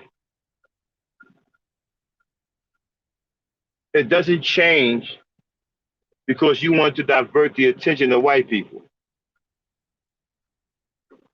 And every time you divert the attention, every time you sit up here and make some excuse about it somebody else's fault, you make black men weaker. Because black men never accept responsibility. They never take one on the chin. They never learn how to get knocked down and get back up on their own free will, sheer will. They don't get stronger. They don't know how to deal with adversity. They don't know how to overcome something. They don't know how to deal with an L. They don't know how to come from behind shame because you guys keep making excuses for them and keep basically telling them that it's okay, it's somebody else's fault, that you turned out to be a lunatic. It's somebody else's fault that you decided to rape your own daughters. It's somebody else's fault that you decided to beat your woman to death and then go sleep with a white woman. It's somebody else's fault.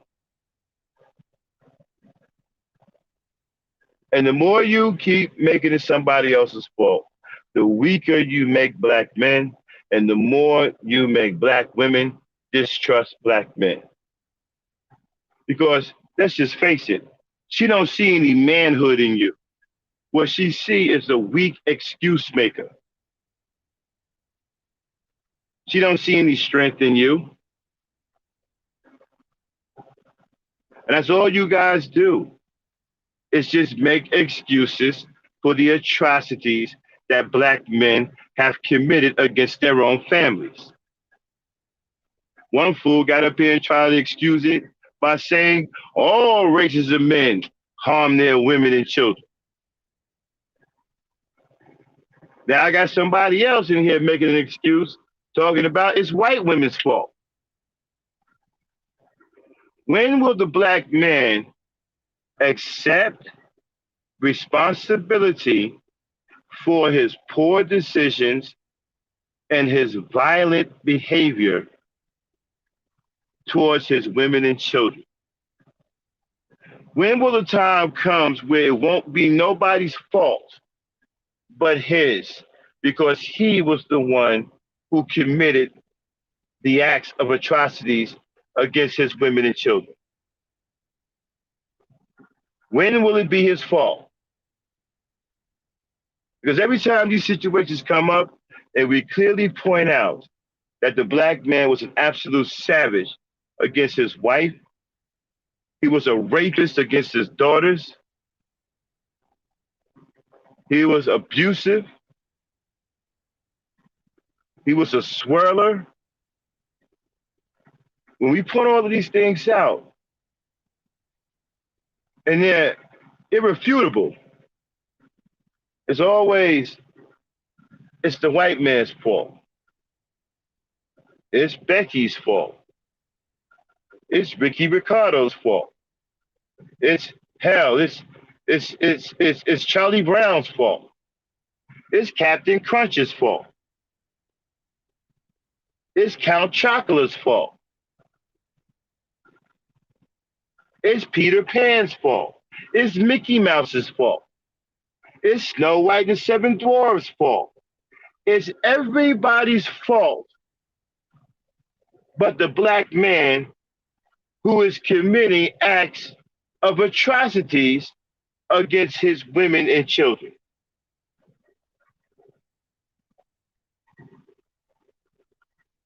And you wondering why your women don't respect you. You're wondering why your women don't want to have anything to do with you. You're wondering why you got black women walking around here today talking absolute insanity about aborting black male babies. You wonder why. You don't understand a simple thing like cause and effect. Instead of taking ownership and stock in what's happening and preventing it from happening again, you rather make excuses, pass the buck and try to justify the black man's behavior, his brutal behavior towards his women and children.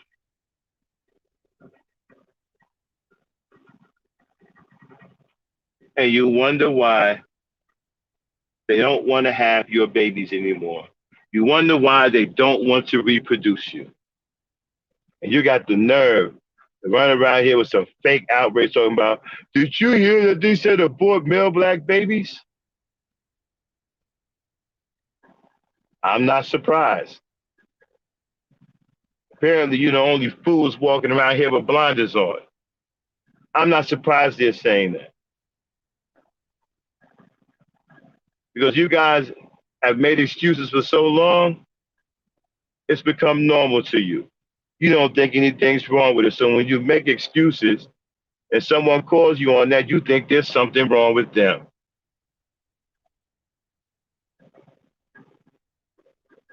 And your woman, she don't trust you. She don't feel safe around you. And she don't even want to reproduce you. The sad part about it is you fools walking around here clueless.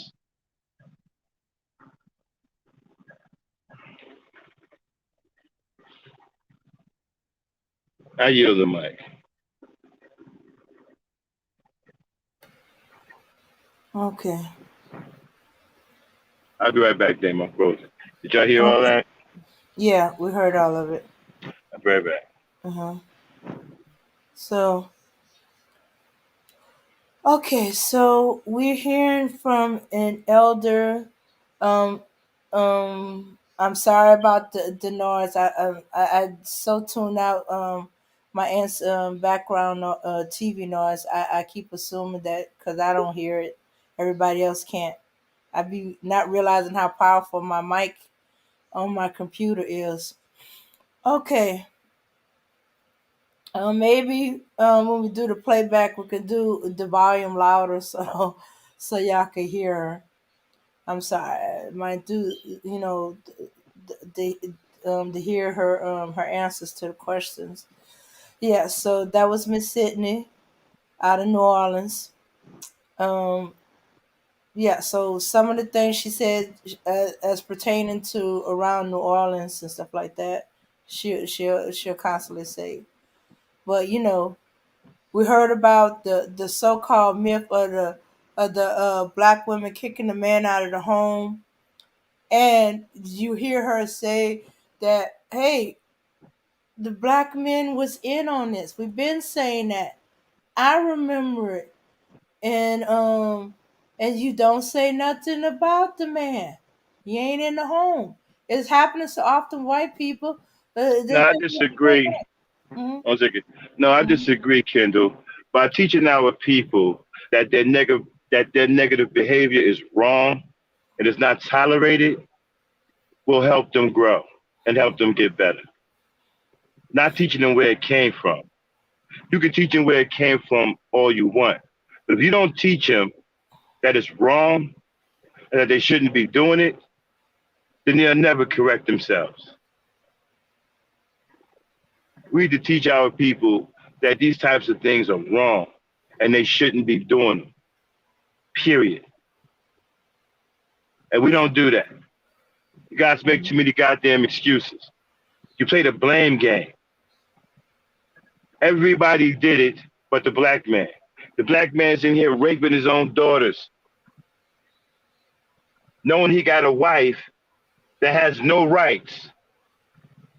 She can't read or write, can't go get a job. She's not even allowed to work. She can't go anywhere. She's stuck in the marriage. He's raping the hell out of his daughters. And the wife is powerless to do anything about it. And even if she tries, in many cases, she's beaten to death. You guys have no sympathy and no love for your own women. The people you should have emotions for, you don't. And the people you shouldn't have emotions for, you do. You niggas love each other. Y'all crying over each other. Y'all over here bitching about each other. moaning and groaning about each other, why can't you do that for the black woman? And that's the one you should be emotional over. Because that's the only time, or one of the few times, or one of the rare times that your emotions are acceptable. When they are over your woman, out of love. You niggas love each other. You show the black woman no sympathy, no love, no compassion, but you show each other all the compassion in the world. There, my brother. Yeah, my nigga. Yo, man, I love you, man. I got you, my nigga. And then you go on and make all of these crazy ass fucking scenarios. Well, it was Becky's fault, and Becky was talking to the dog one day that she was fucking, and the dog said, you should go whoop that nigga's ass. They'll come up with all of this shit for each other.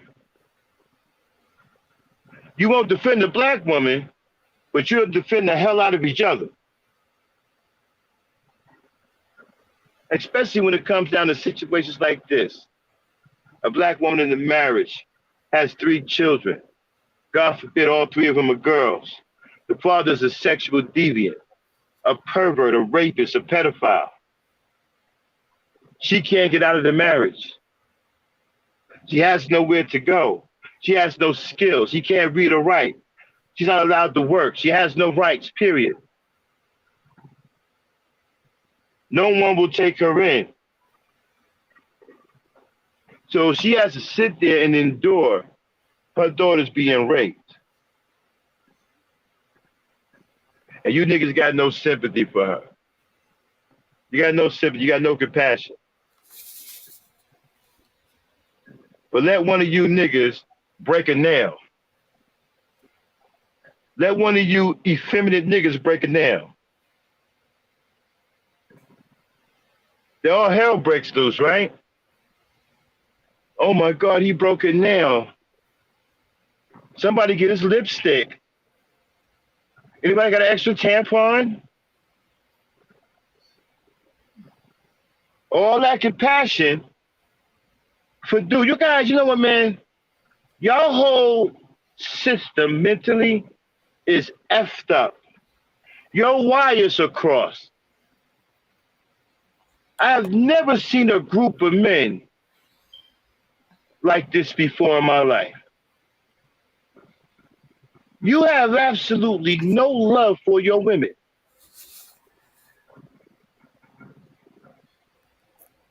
You niggas are a bunch of broken toys.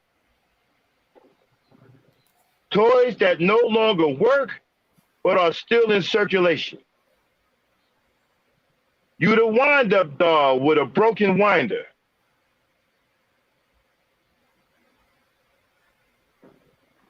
You the toy robot with a missing leg, but still work with batteries in the back. You a broken toy that's still in circulation.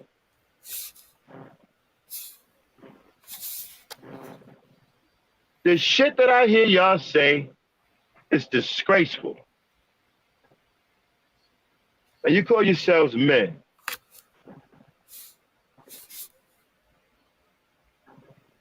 Men are supposed to love women, not other men. All you niggas do is defend men. And you hate your women.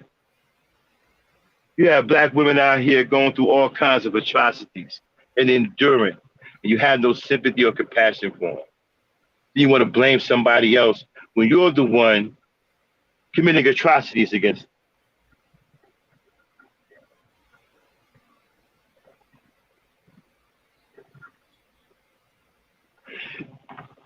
You want to rape their daughters and say Becky made you do it. You want to rape your own daughters and say Becky made you do it. You want to argue about the age consent laws to have sex with a girl as young as possible, and you want to say Becky made you do it. It's always somebody else's fault.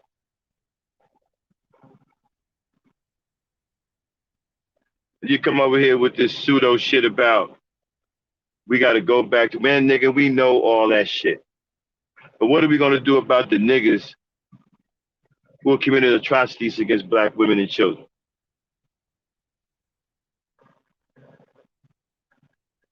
Nothing, because you feel sorry for them. You don't feel shit for the woman. Your wires are crossed. Maybe the black woman shouldn't reproduce you anymore. Maybe she should.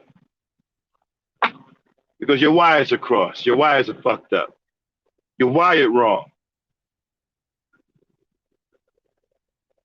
You're wired wrong. You don't love your women. And you don't understand that. And you don't think anything's wrong with that. That's the sad part about it. You niggas don't think there's anything wrong with you not loving your women. A man is supposed to love a woman, not another man. A man is supposed to defend women and children. Men should be able to defend themselves.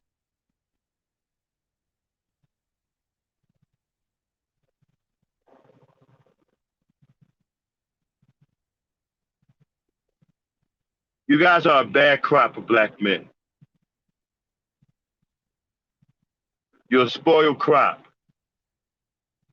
Kind of like when a farmer has a bad crop, he burns the field. That's what you guys are. You're a field that needs to be set on fire. Ain't no fixing you niggas. There's nothing nobody can say to get through to any one of you. Your skulls are solid all the way through. And your hearts don't work towards your women. They only work towards other men. You're permanently fucked up.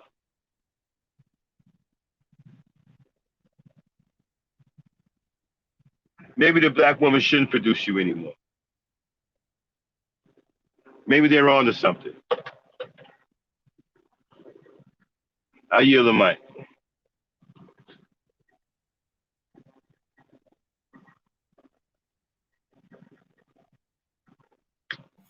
Okay. All right. Yeah, you kind of chose the wrong time to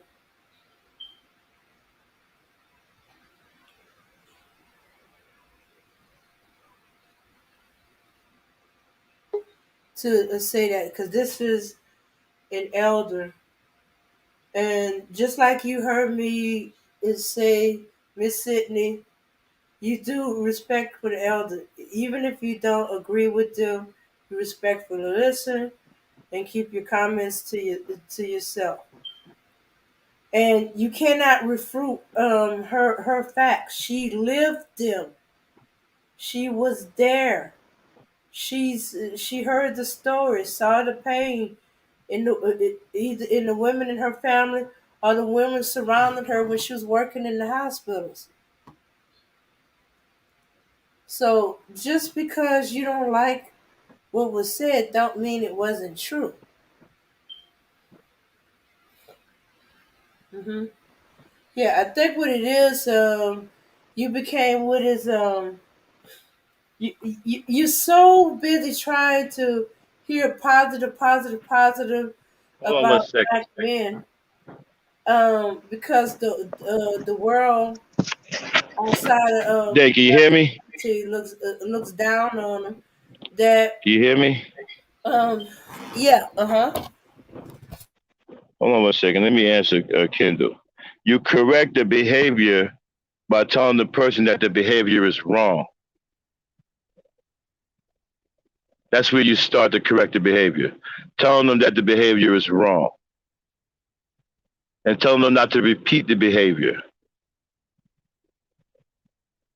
and then making sure they don't repeat the behavior. If they do repeat the behavior, there will be consequences, severe consequences.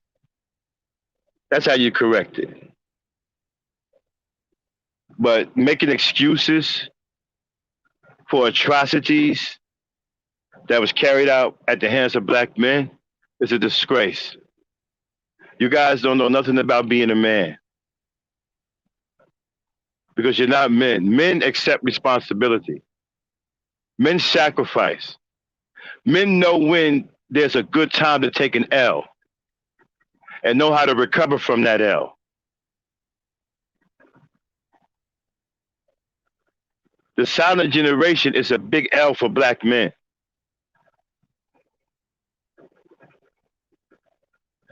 And you guys make excuses for it. And you wonder why your women don't want to be with you. You wonder why they don't want to have your children no more. You wonder why they don't want to reproduce you. Like I said, you guys are broken toys, still in circulation. Your wires are crossed. Go ahead, Dane. Yeah. And them very men who were they had all kind of ugliness in them. They would beat you down for doing this sitting like that, or making excuses, even if you ain't Exactly. defending them. Exactly. And here you have an elder like Miss Sidney from that generation telling you what it is. Mm-hmm. Telling you what it is. She told you And the to sit good up, and the bad. right. And to sit up here and say Becky made him do it, that's disrespectful. That's disgraceful.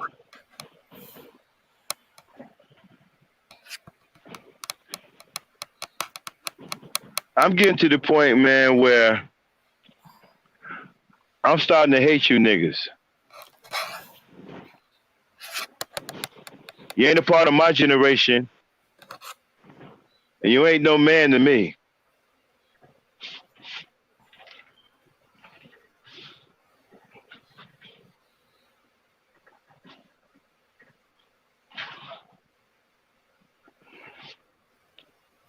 You crop of men today are the weakest form, the weakest version of a black man I have ever seen in my whole life. You are a bad crop that the farmer needs to set fire to.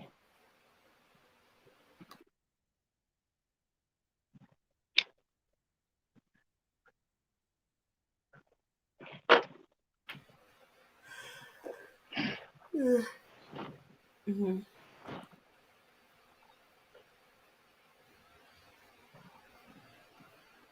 Yes, that's who we're talking to.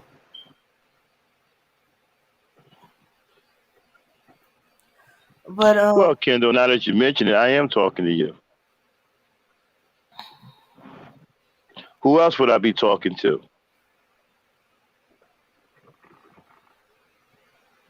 You don't want to. You don't only want to hear that be saying lame shit at the wrong time.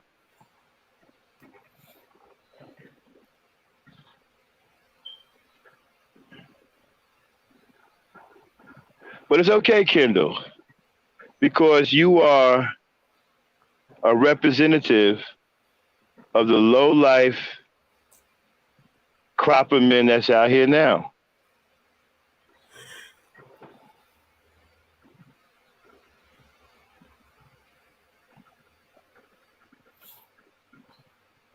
No, Truth.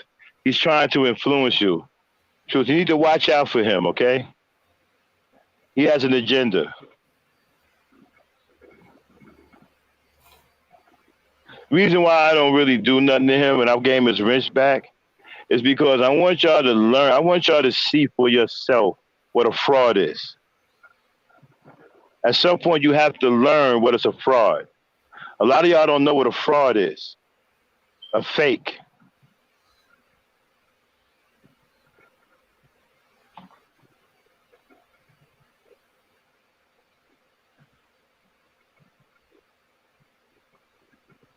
Good one.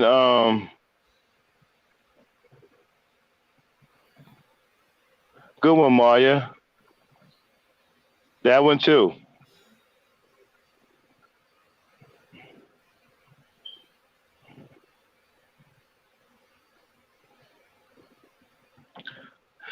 Like I said, you crop of black men today, y'all are some sorry ass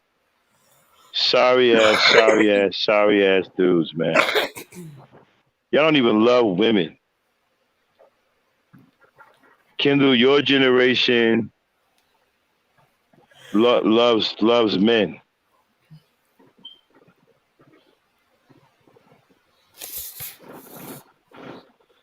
All right, we're about to get out of here in a little bit. Got about another 20 minutes before we go because we then got to get some sleep.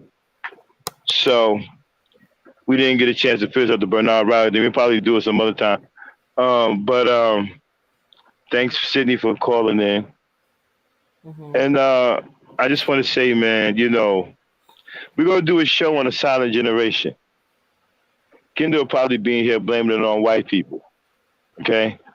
But we're going to do a show at some point, hopefully before Christmas, on what really went down in the silent generation so you guys can know. A lot of y'all don't know what happened. The silent generation is the generation before the baby boomers. And after the baby boomers came my generation. The baby boomers gave birth to my generation, which is the Gen Xers. But the silent generation gave birth to the baby boomers. Okay? We're going to do a show on the silent generation. When y'all see what black women had to endure. And like I said, Kendall will probably be in here blaming it on Becky. Okay? But we're going to do a show on that. We're going to have plenty of receipts. We're going to have documentaries. We're going to show you what black women went through, what your great-grandmothers went through. You know, and then when you see what they went through and what they endured, then listen to these niggas up here talking crazy about black women.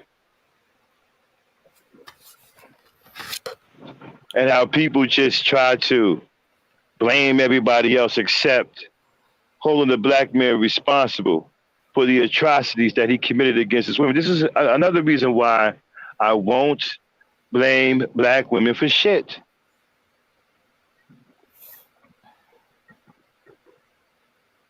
Because the black man can do no right and has too much to answer for.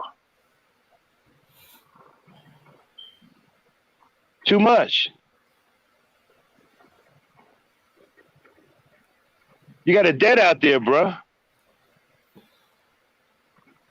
That debt has to be paid before we can think about doing anything else.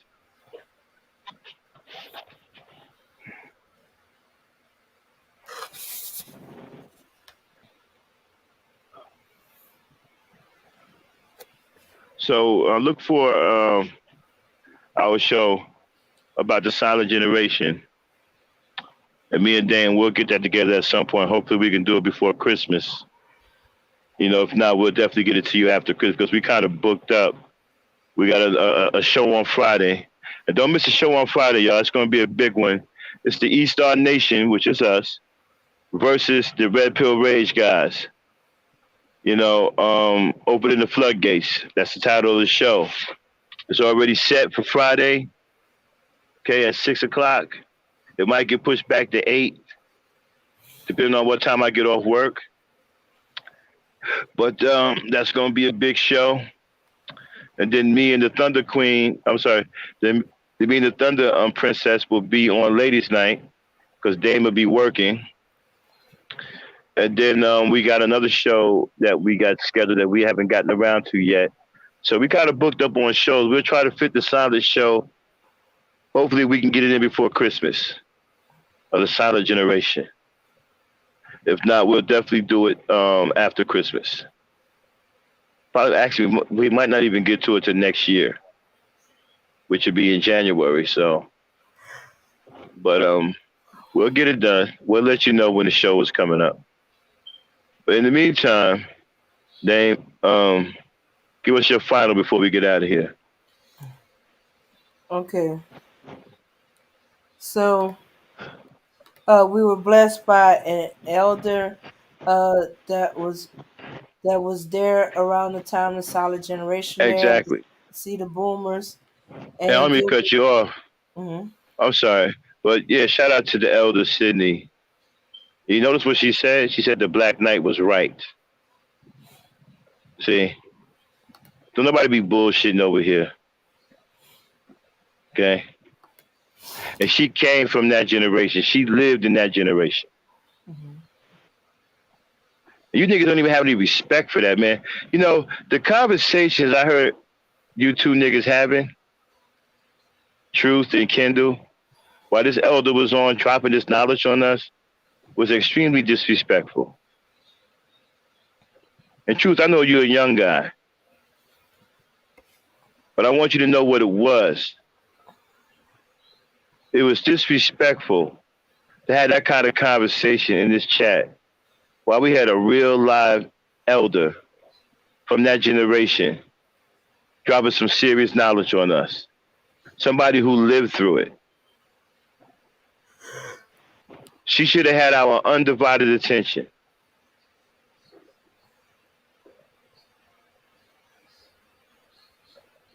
Go ahead, Dane. I'm sorry, I won't interrupt you no more. Go ahead. Okay. All right. Yeah, as I said, we was fortunate to have an elder from the solid generation. She is kind of aware of what's going on YouTube and stuff like that. Um, she she gave the good and the bad and the good. You know, she agreed that we're responsible as the older to take in the younger and teach the young women. She said, each take each one, teach Hold on, one. stop. No, Hmm. Kendall, I'm not blaming you, Truth. I'm not blaming you because you was just engaging, okay? But Kendall, right, distracted you from the knowledge that the elder was dropping. And he had you engaged in some bullshit he was talking about, which kept you away from what the elder was talking about. This is what I mean. Kendall has an agenda, okay? This is why I won't take it away. I want y'all to see it, okay? He purposely occupied your attention so you wouldn't hear and learn what that elder had to say to you. But no, I'm not blaming you. You're a young brother, man. You know, you'll learn. I'm not blaming you, bro. You good. Kendall is the one to blame. But don't let him take your focus like that no more, Young Money. You understand what I'm saying? The elder dropped a lot of knowledge on us. She lived through that terrible time. Hmm. Go ahead, Dane. Yeah, yeah, and she told us how we can build back our community. You know that our community isn't gone as long as we're black folks and we're alive.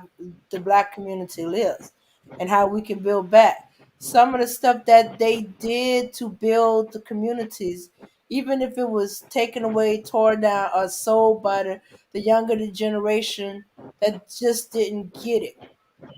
You know, something was missed in their teaching and they sold it. But she gave how to build back, put our money together, buy a dry cleaner, a rental property, a business, a grocery store, and we build it we build it back up bit by bit, block by block.